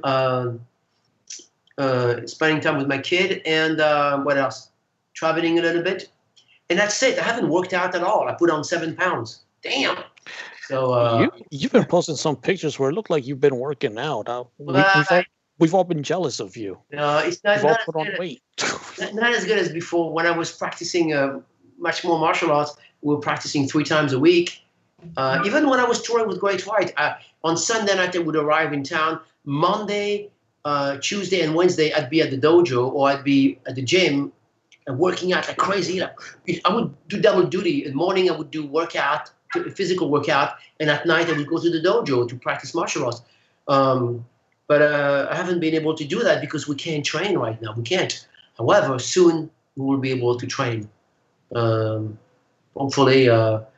Be able to lose the weight and be able to, and touring is very important to me. That's when you meet the fans and everything. But it's going to happen probably in 2021, not before. Yeah, for sure. I have to tell you the truth. I wouldn't be comfortable going on stage right now with this virus. I wouldn't be comfortable. I know money would be great and everything, and I want to see my fans. I'm just a little bit scared right now, it's just. Star Peters has a follow-up question. She wants to know, is your daughter interested in playing any instruments, or are your kids in general? Did they play any instruments? Absolutely not. Thank God. Absolutely not. I can tell you one thing, buddy. I'm so happy my daughter is not into music. The music scene has changed. It's not what it used to be. And I'm going to be honest with you. I feel for those the new artists. As I said, they're gone today. They're here today, gone today. Not even tomorrow, or gone an hour later. We were lucky to have longevity. We were lucky to have MTV, VH1, Hit Parader, Circus Magazine, Kerrang. We were lucky to have that. Remember those days when you used to go to the music to the what do you call that? To be able to purchase a magazine and look at the photos. You know, the music stand. You look at the photos of Kiss or your favorite band, Black Sabbath. You look at these photos. You knew that magazine would be on the stand for 3 weeks until the next issue. You know what I mean? So you knew about your favorite people. Then you would watch MTV, and then you would watch the brand new videos from Def Leppard or Kiss or whomever. You know what I mean? Bon Jovi. We don't have that anymore. So you release an album. What do? What do you do with it? You released your album on YouTube? Good luck. Unless you're a superstar and unless you have a lot of money, your videos, nobody's going to see them. So it's a tragedy. And I do not want my daughter to be an artist. Now, if she wants to be an artist, I will not tell her not to be an artist. But fortunately for me, she wants to be a researcher. She wants to do research. She wants to do math. She's into all that stuff. So I'm very, very grateful for that. Yeah. Nice. But she's not a good singer. She's a terrible singer. That's awesome. Actually, before I get into the sponsors, I actually want to have you kind of elaborate a little bit on that, Terry, just because that was actually the direction I was going to go with my next question. Well, considering that you've been a performer and been a musician through all these different levels of the changing of the tides, all the different scenes, you were there for glam, you were there for grunge, and you're here obviously for current. Taking just record sales out of the equation as an answer, because that's usually one of the first directions that people go. What is it that you saw that has changed the most? Is it, you already talked about where there used to be lots of different outlets back then, MTV, magazines, all that kind of stuff. Now you've got, the explosion of social media, and where getting your band out now is probably easier than it used to be, because you can literally, within 3 seconds of forming a band, you can have a Facebook page, you can have a Twitter account, you can have an Instagram. What would you say that you've noticed has really been some of the big changes that have come over, let's just say, the last 30 years? There's a lot of shit out there. There's a lot of crappy music. That's what I noticed. But there's also a lot of great musicians out there. So now the thing with the internet, you're able to, because you can go online and you discover artists everywhere. Sometimes I'm sure you do the same thing. You go on YouTube and you go from one link to another, to another, to another, and you discover an artist you've never heard of. Oh, wow, this is really cool. You know what I mean? So there's a lot of crap out there, that's for sure. But there's a lot of talented people out there that deserve attention. And a lot of great singers, guitarists, musicians, composers, whatever. So the difference is nowadays, yes, it's very easy to be on Facebook. Yes, it's easy to be on YouTube. But I also find it very difficult to get noticed. Very difficult, because there's so much competition nowadays. There's so many new songs out there. I think there's something like, if I'm not mistaken, 50,000 new songs uploaded every day on YouTube. 50,000 new songs every day on YouTube. That's a lot of information, my friend. So in order to be noticed, you better have money or a game plan, a great publicist or something. You know what I mean? So I think it's back then you had the outlet. Hey, you want to be famous? You got a record company. Record company is going to take you to MTV, who's going to take you to Metal Edge, Circus Magazine, Hit Parader, all that stuff. You know what I mean? That was the thing. We don't have that anymore. What do you have? Who's gonna advertise your work? Where are you gonna advertise your work? Facebook? How are you gonna get your friends to go? How are you gonna get the public to go from wherever they are to Facebook? That's a challenge, dude. It's a big challenge, So although I do believe there are so many great artists out there, and that's wonderful, I think it's difficult now to make it in the music scene as a new artist. As an older artist like myself, I'm grateful because I still have you guys saying, hey, you want to do an interview? Thank you. I appreciate that very much, and I thank you for the time. I just think as a new artist, it's difficult. And you hear this, them. I mean, I've done shows when we were touring with Great White, bands opening for us. They were wonderful, you know. And wow, great songs, great stuff. You never hear from them anymore because there's no radio anymore. Yeah. Who's playing your stuff? Where's the radio? Radio doesn't play songs anymore. Radio is gone. You got, serious radio stations, of course, thank God, and you got a couple of other outlets, and that's it. So where do you get played? How do you get noticed? You know. Yeah, you're right. It's definitely crazy, and it also touches back on something you mentioned before, where you and Bobby were discussing like albums versus EPs versus singles and stuff like that, because these bands want to put out music and they want to get it out there as quick as possible, because with social media now saturating the market is kind of what you have to do to get like noticed, versus where if you can get discovered by that record label, well, they're going to push you for a music video. They're going to push that video onto TV and into the magazines, just like you said. But it's just kind of crazy with the way things get done now. In fact, this was actually pretty, damn, Motley, go away, bud. This was actually pretty crazy last week.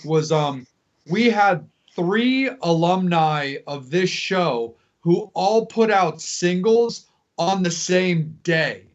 Wow. So I did posts like last week where it was like, the TMS want to congratulate such and such alumni for their release of this. 2 hours later, I was making another post. The TMS would like to congratulate TMS alumni so-and-so for putting out their new album. And then like 2 hours after that, I was like, here's the new music video for this TMS alumni. Literally all on like the same day. How many views on their videos now?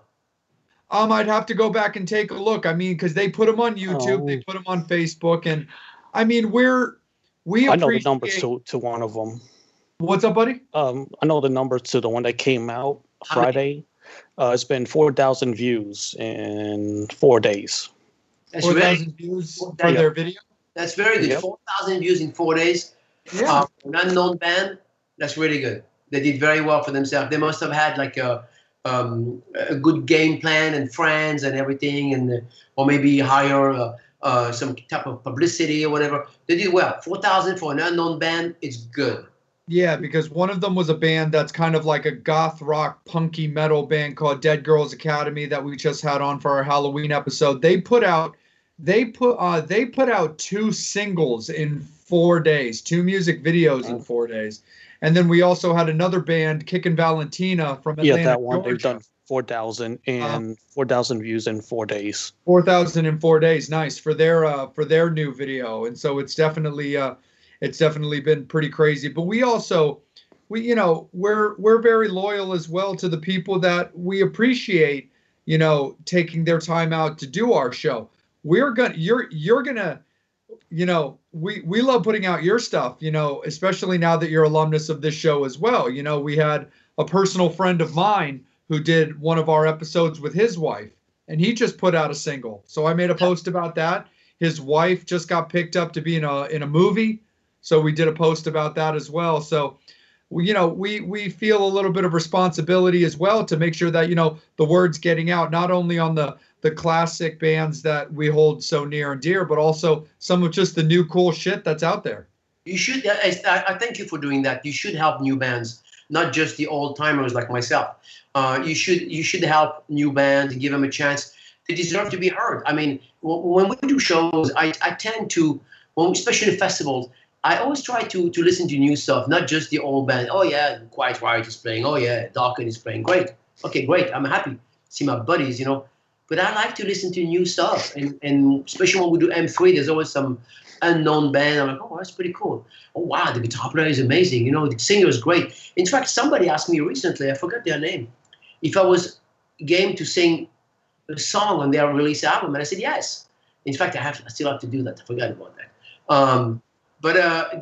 Because I watched their video, and I'm like, wow, that singer is really good. I was like blown away. I was like, wow, this guy is fantastic. So I posted a comment. I said, hey, this is Terry Ilous. I really like your voice. Great job, buddy.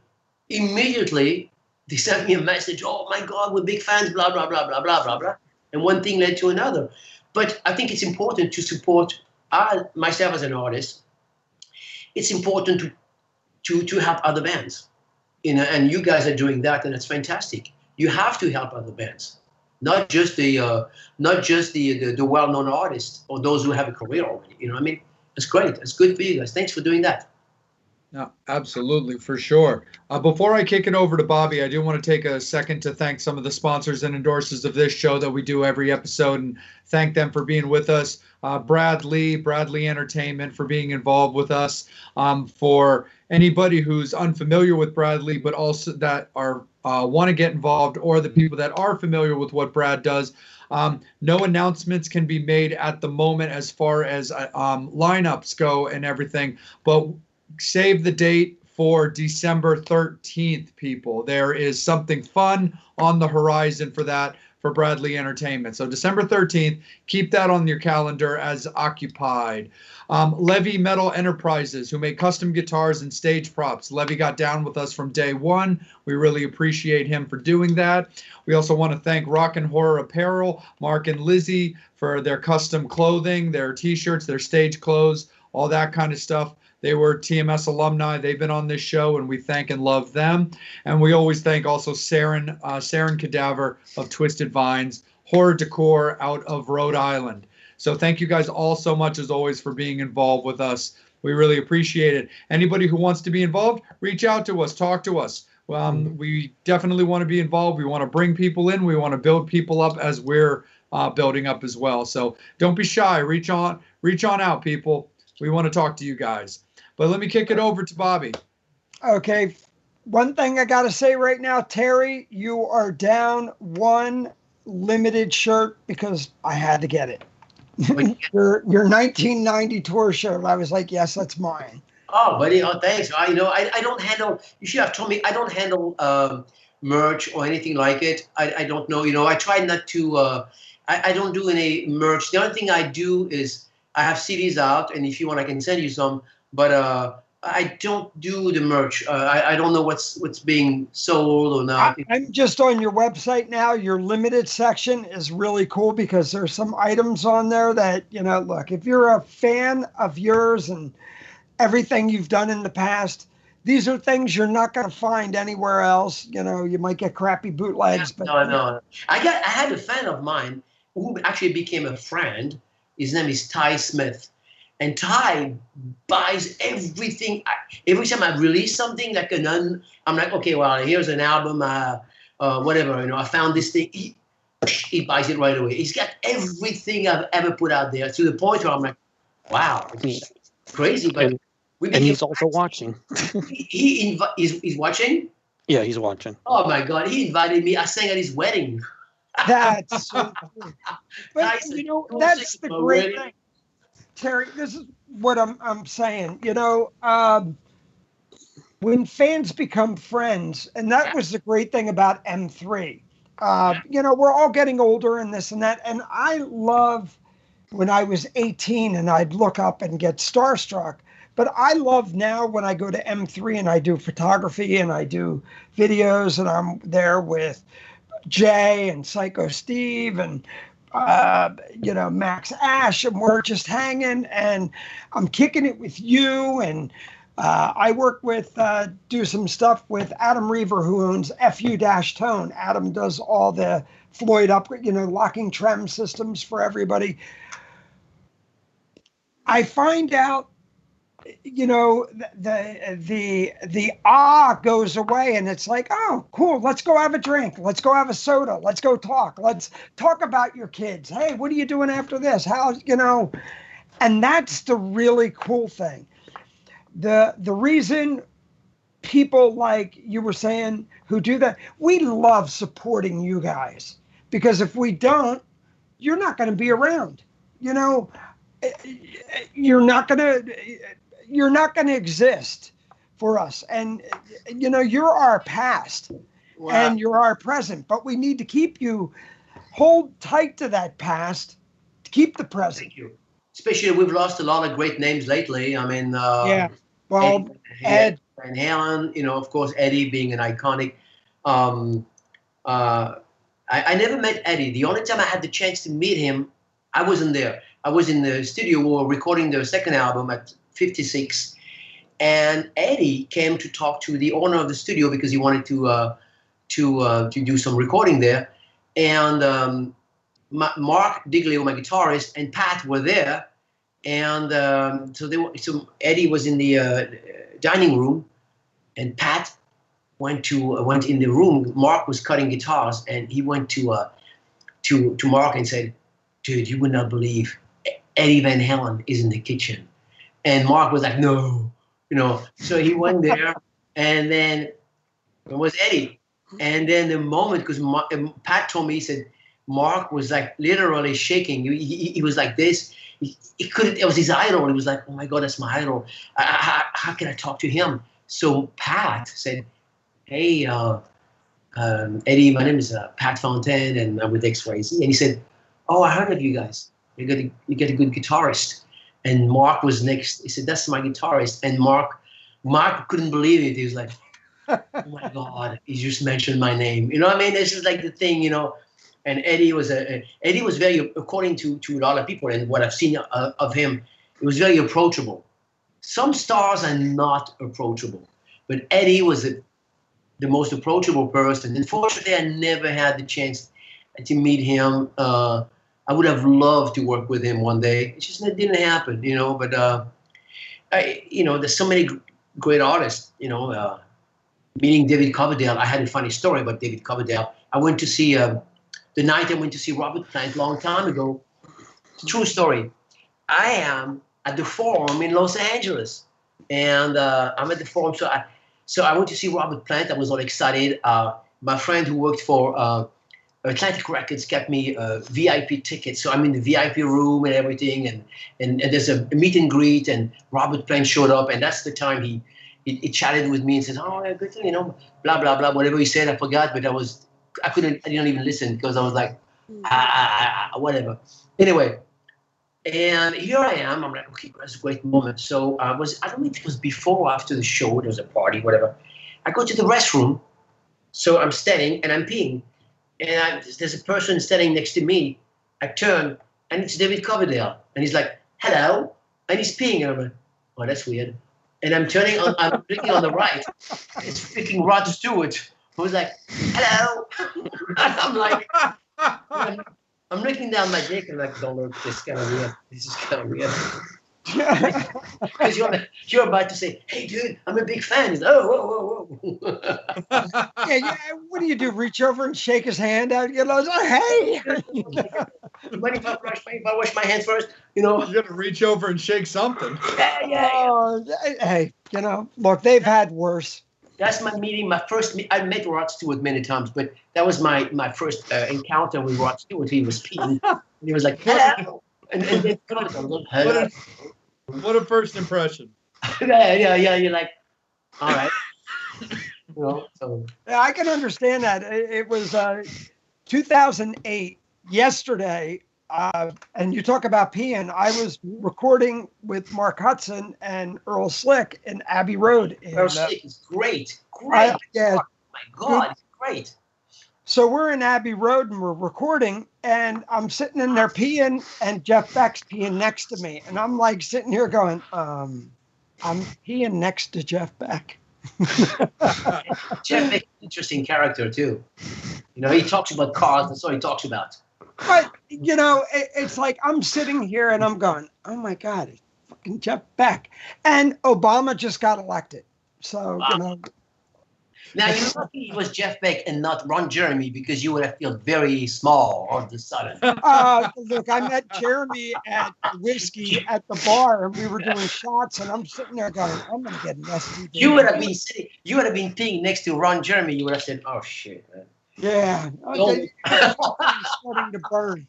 You're being next to Ron Jeremy, you're just looking down going like, "Fuck, I'm just a chick."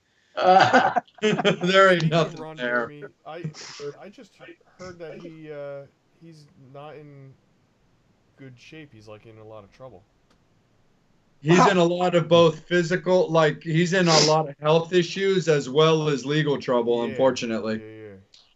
According to what I've heard, he's probably going to spend the rest of his life in jail.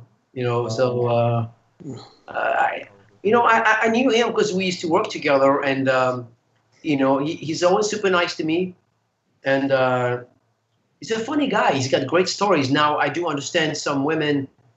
I've heard some women had issues with him, and I cannot comment on that because I don't know if it's true or not true. But if that's true, then that's terrible. That's all I can say, because I'm sorry he did that, and that's very disrespectful. If it's not true, then I hope he's going to get out of it, and that's all. But he when I used to work with him, when we used to do porn stuff, he was a funny guy, man. He had so many stories. I mean, it's a funny guy. That's all I can say. That's wild, man. Yeah, Jason, why don't you keep rolling with it, man? Yeah, I'm gonna change the subject. Yeah. Oh, man. religion. No, I'm not kidding. Oh, geez, come on, Jason. It's not going to shake itself, motherfucker.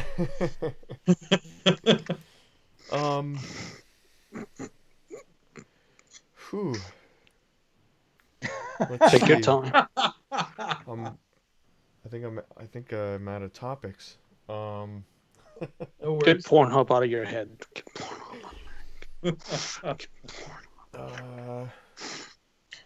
How about this election, guys? The election. Are you happy? Oh, oh, I mean, my thing about it's simple enough. Like, Oh my God.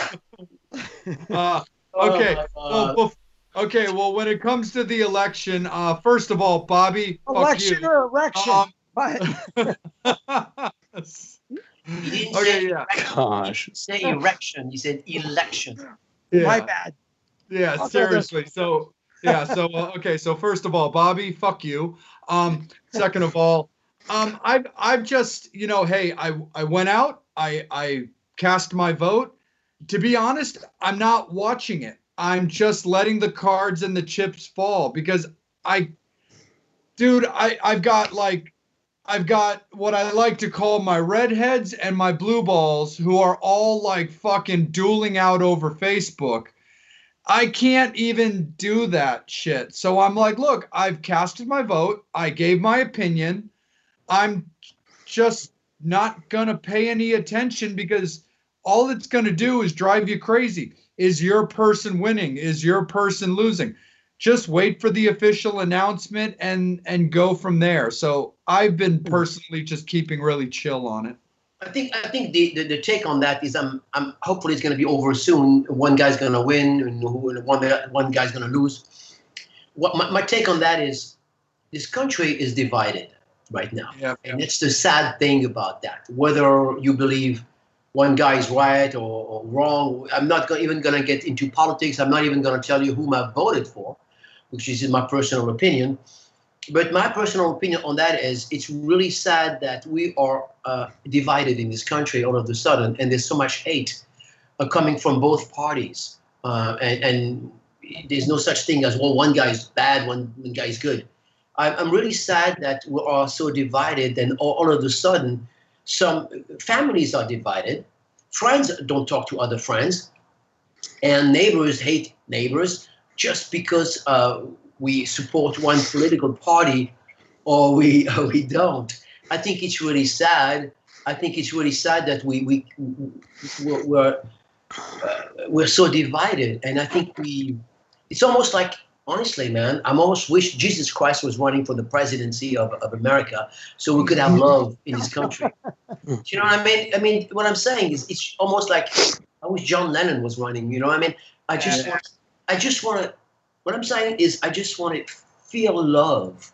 I'm just tired of hearing from both parties. He did that and I did that. It's like really kindergarten shit. Who's right, who's wrong? You make up your own mind, and I'm not going to get into that. I'm just saying that I really want.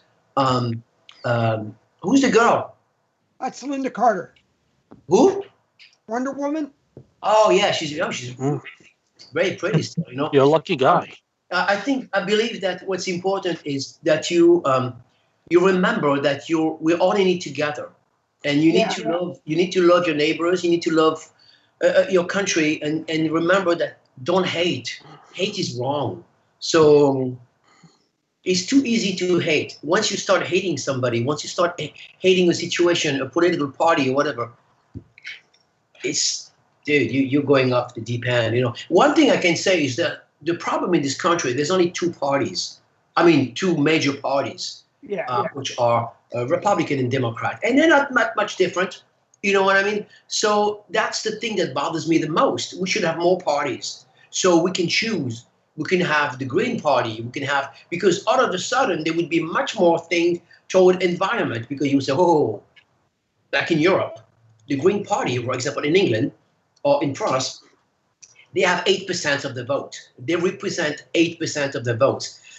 I can tell you that they being courted by politicians all the time. Hey, we'll do your thing. We'll do your thing. It's very important to have more than just one solution, just at one political party. That's what I would say. We need more outlets, because nobody is right or nobody is wrong. Or Robert Plant right there. Yeah, there's no such thing as Mr. Trump is right or wrong, or Mr. Biden is right or wrong. There's like, they're saying good things, they're saying bad things.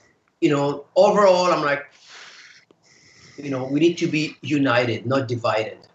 That's all I'm saying. And the hate gets to me. I tell you the truth, I had to delete so many people, because every day I get people coming, hey, I want to be your friends.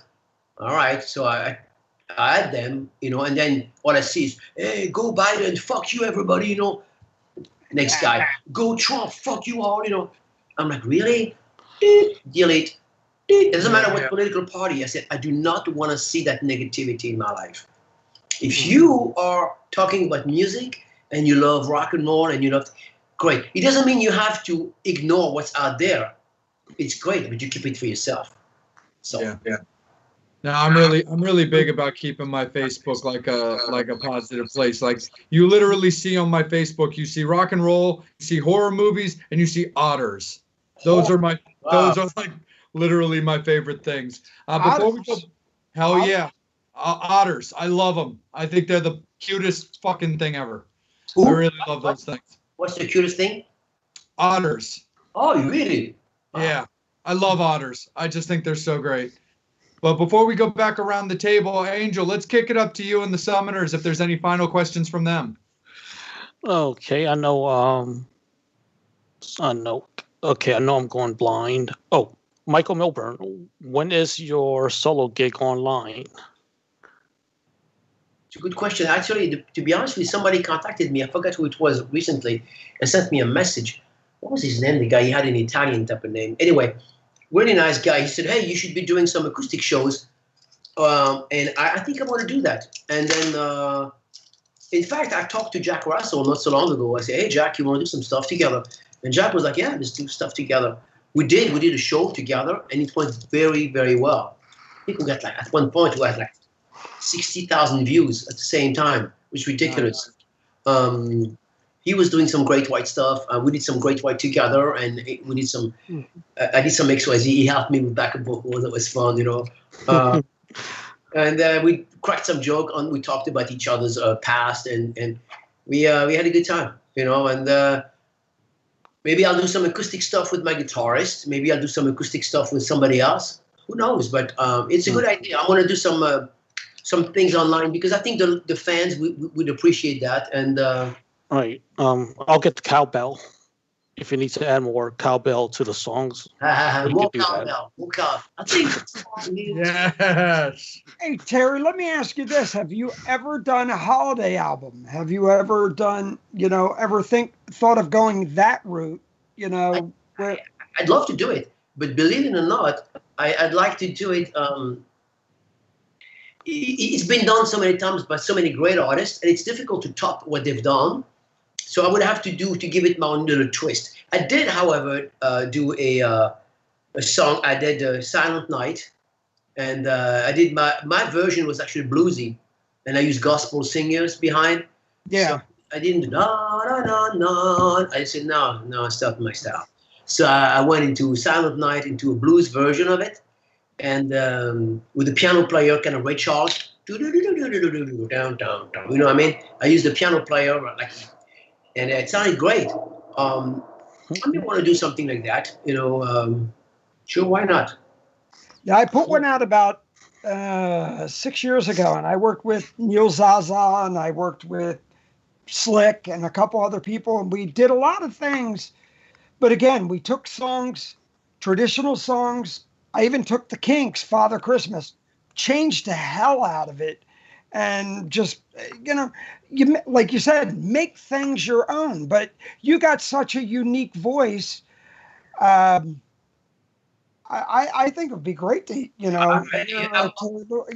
hear you take some, and I would love to hear what traditional songs from France would even sound like. Believe it or not, the traditional songs from France are exactly the same one than the one here in England. Maybe a couple of songs you guys don't have. Well, actually, it's Petit Papa Noel, na. It's the same thing in English. You have the same song, right? Do you have that song in English? Yeah, I think so. Papa Noel, na. Yeah, it's actually a German song. Have you ever thought of doing a bilingual album? Yes, I'd love to do something French, actually trilingual. I could do something in French, English, and Spanish. In Spanish as well. I sing in Spanish. I'll do anything, dude. I tell you what, I even sang some opera. I did a song Italian. I don't care. Just present the song to me. It worked for Freddie Mercury. It was great. The stuff he did before he passed, doing his opera. Freddie was not afraid to take a chance. Yeah. No. As a singer, and he was a brilliant singer. Very few singers were able to achieve that, what he did. Very few singers. And very few singers would have the balls to do what he did. Of course. Because he went in, the album he did with that Spanish singer was absolutely amazing. Serrat? I forgot, but he's a very famous Spanish. Yeah. That's pretty, it takes a lot of balls to do that. And, hey, why not? I'll do anything. Honestly, I'm when it comes to music, whatever sounds great, I'll do it. Except rap. I'm not really good at rap. I'm terrible. My phrasing is terrible. I'm like, no. No, it's not my thing.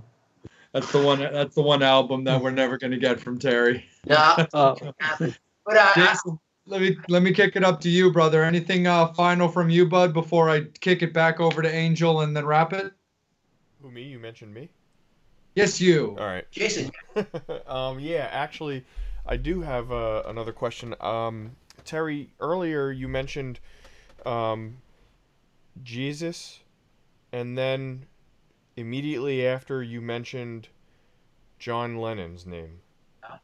I find it interesting how John Lennon popped into your head after you mentioned Jesus. I don't want to get into religious stuff here, but do you remember when he made that comment on live TV about Jesus? What did he say? I'm more famous than the Beatles. I'm more famous. When the Beatles are bigger than Jesus. Yeah. I mean, what connected them to in your mind at that moment? And it's very simple. It is not religion. It's love. Jesus was preaching love. Loving another fellow, loving your friends, loving your family, Jesus was just preaching love. And John Lennon wanted love all over the world. All we need is love. That's all we need, love. In his own way, of course, it's in different ways, but and 2,000 years later. But John Lennon was not a religious man, as far as I remember. He didn't believe in religion, and that's okay. I don't think I mentioned. For me, John Lennon and Jesus had one thing in common, which is love. And love is the most beautiful thing in the world. Love can help everything. Love that you feel for somebody else is immense, is beautiful. You know what I mean? It just changes a person. You change a person when you feel love for somebody else. You're a different person, and they're becoming different as well. You do things for them, and just it's beautiful. We need more love and less hate. And it's not about religion. I don't practice any religion, but I do love the fact that Jesus Christ was preaching love. And that's what we need these days. We need more love. Dude, the hate around us, it's just driving me. It's just getting to me, man. Sometimes I turn on the radio and I hear, actually I don't really turn on the radio. I never listen to the radio, but I would watch the news and I'm like, I feel that hate and it's cutting like a knife. You know what I mean? And it's coming from everywhere, all political parties, religious parties, everything. Like, look what's going on in France right now, where Islamic are killing people because, I don't know if you're aware of it, they're killing people because of these cartoons. They're literally getting innocent civilians and chopping off their heads just because they believe in something else. Is that right? No, it's not right. It's not freaking right. You know what I mean? So we need to preach love and not hate. Too many people preach hate. And these are some of the religious people that would talk about religion, but they're preaching hate. If you don't believe in the same religion I practice, then you shall die or you shall whatever. You know what, dude? In the end, we're all the same. We're all the same when we die. When we die, do we really care if Donald Trump or Joe Biden or whosoever was the president of the United States or this or that? Why do we care when it's the last moment? I mean, I think that's what I'm going to remember. What I'm going to remember, if it's my last moment, was I a good man? Was I a good father to my daughter? Did I love my friends? Was I generous? Did I love people the right way? That's what's important to me. The rest, political point of views, religion, why? Am I going to meet my maker? I don't even know if there's a maker. I don't know, but I'm going to find out. But the thing is, love is the answer, not the hate that we feel from. And I'm not talking America. I'm talking about everywhere, all over the world. Dude, man, come on, man. Look what happened after 9/11. Everybody loved each other. We all loved. Remember that 9/11? All of a sudden, hey, buddy, hey, buddy, we were all close to each other. And all of a sudden, and I'm not thinking it's because of one president or another, the life came over and we started to go this way, more and more divided, hating each other. And I'm not talking America only. I'm talking about the world. And that bothers me, man. That bothers me that I feel that hate. I want to feel love. I go to countries where you go to Thailand, whatever, and people come to you and they're like this and they're happy to see you and everything. I want to feel that love, man. I'm tired of the hate. I'm tired of that. Just get the media. It doesn't matter what political party, whatever country, whatever thing you watch. Come on, guys. What are they selling? They're selling hate. It's terrible. So Jesus, again, I'm not a Christian man, but I do appreciate Jesus for the love he was spreading. This is a beautiful thing, man. And unfortunately, he got killed because he was spreading love. It's fucking bullshit. Don't you think so? No, absolutely. Yeah. For sure. Speaking, Sorry to be so deep, a little guys. bit of echo. No, totally cool, man. And speaking of those people that we love so much, Angel, anything final for the fans? Hold on really quick. I just want to say one more thing. Jason wants to answer to that. Go ahead, Jason. Really quick.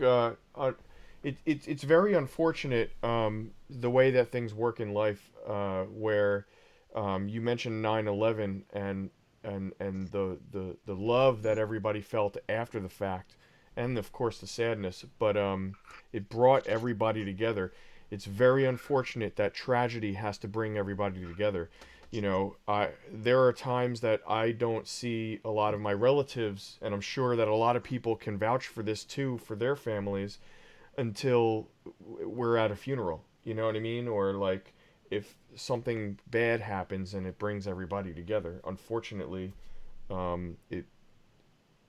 it's very unfortunate that life, to bring Jason, life, love and life together, something has to the crucial moment. Crucial has to happen. It's sad, but it doesn't mean I don't always see my good friend Jake Northrop. I don't always see Jeff because Jeff lives in Sacramento, and I live in Los Angeles. But once in a while, I call him out of the blue and talk about kids, about stuff. It's always a good thing. And I always say when I just talked to him yesterday, and I said, "Hey, man, I love you, brother," because I remember those moments are very important. It's really important to spread love, not just say, "Okay, I gotta go bye." You never know when you're gonna see that person again, and if it's the last thing you say to that person, "Fuck you, bitch," really. So try to be humble and try to remember that yes, tragedy brings us together, which is good and bad. But the thing is, Jesus Christ and everything, John Lennon, it's love, man. That's what get them together. For me, that's what it's all about. More love, less hate, not more cowbell. Absolutely. Well, ring us up there, Angel.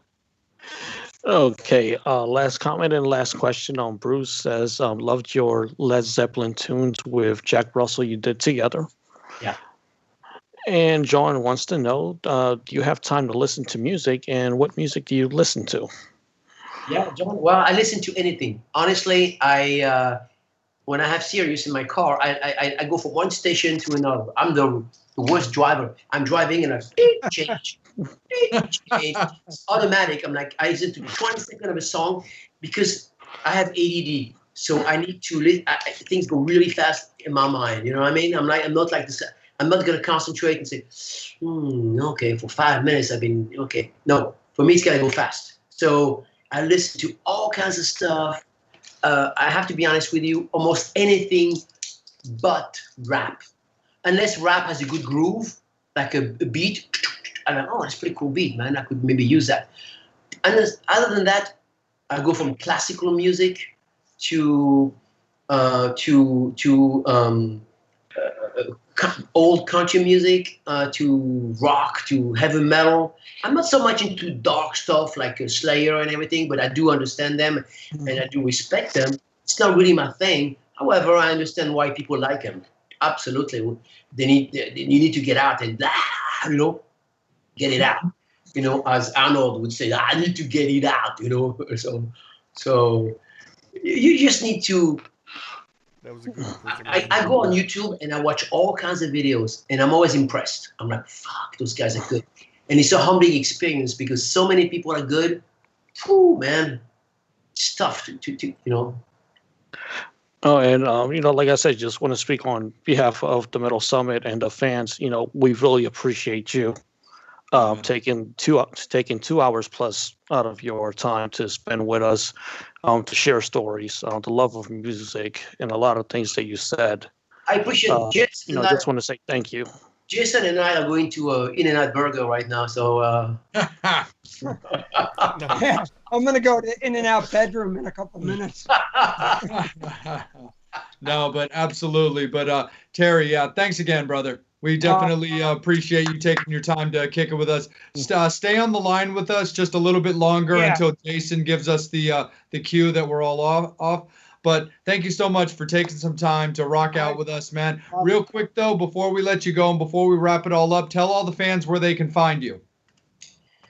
On terryilous.com, which is my first and last name.com, and of course on Facebook, like everybody else, first and last name, and on Instagram, all that stuff, Twitter, all that's good stuff. Social media. All you got to do is type my name, Terry Ilous, and then you'll find me. So. All right, guys. Absolutely. Terry, we can't get no. Jason. Absolutely. Well, Bobby's going to play us a little bit of tune, and we want to thank you fans, as always, for tuning in with us. Another great episode here of the Metal Summit. Like us, follow us on Facebook, Instagram. Most importantly, get on that YouTube channel and like and subscribe. Notify yourself to YouTube. Great episodes and everything. So Bobby's playing us a little bit of background noise. But again, thank you to all fans. We love you guys forever. For Jason, for Angel, for Psycho Steve, for Bobby, I'm Jay, for Terry Ilous. Thank you guys all so much for tuning in. We got our next guest announcement on Friday for what will then be next Wednesday on National Metal Day. So we will have that announcement coming up for you guys really soon. Thanks again to everybody for tuning in as always. We love you. Announcement coming up soon. Hit all of our socials, like and follow, subscribe. You have been watching the Metal Summit. Thank you, guys.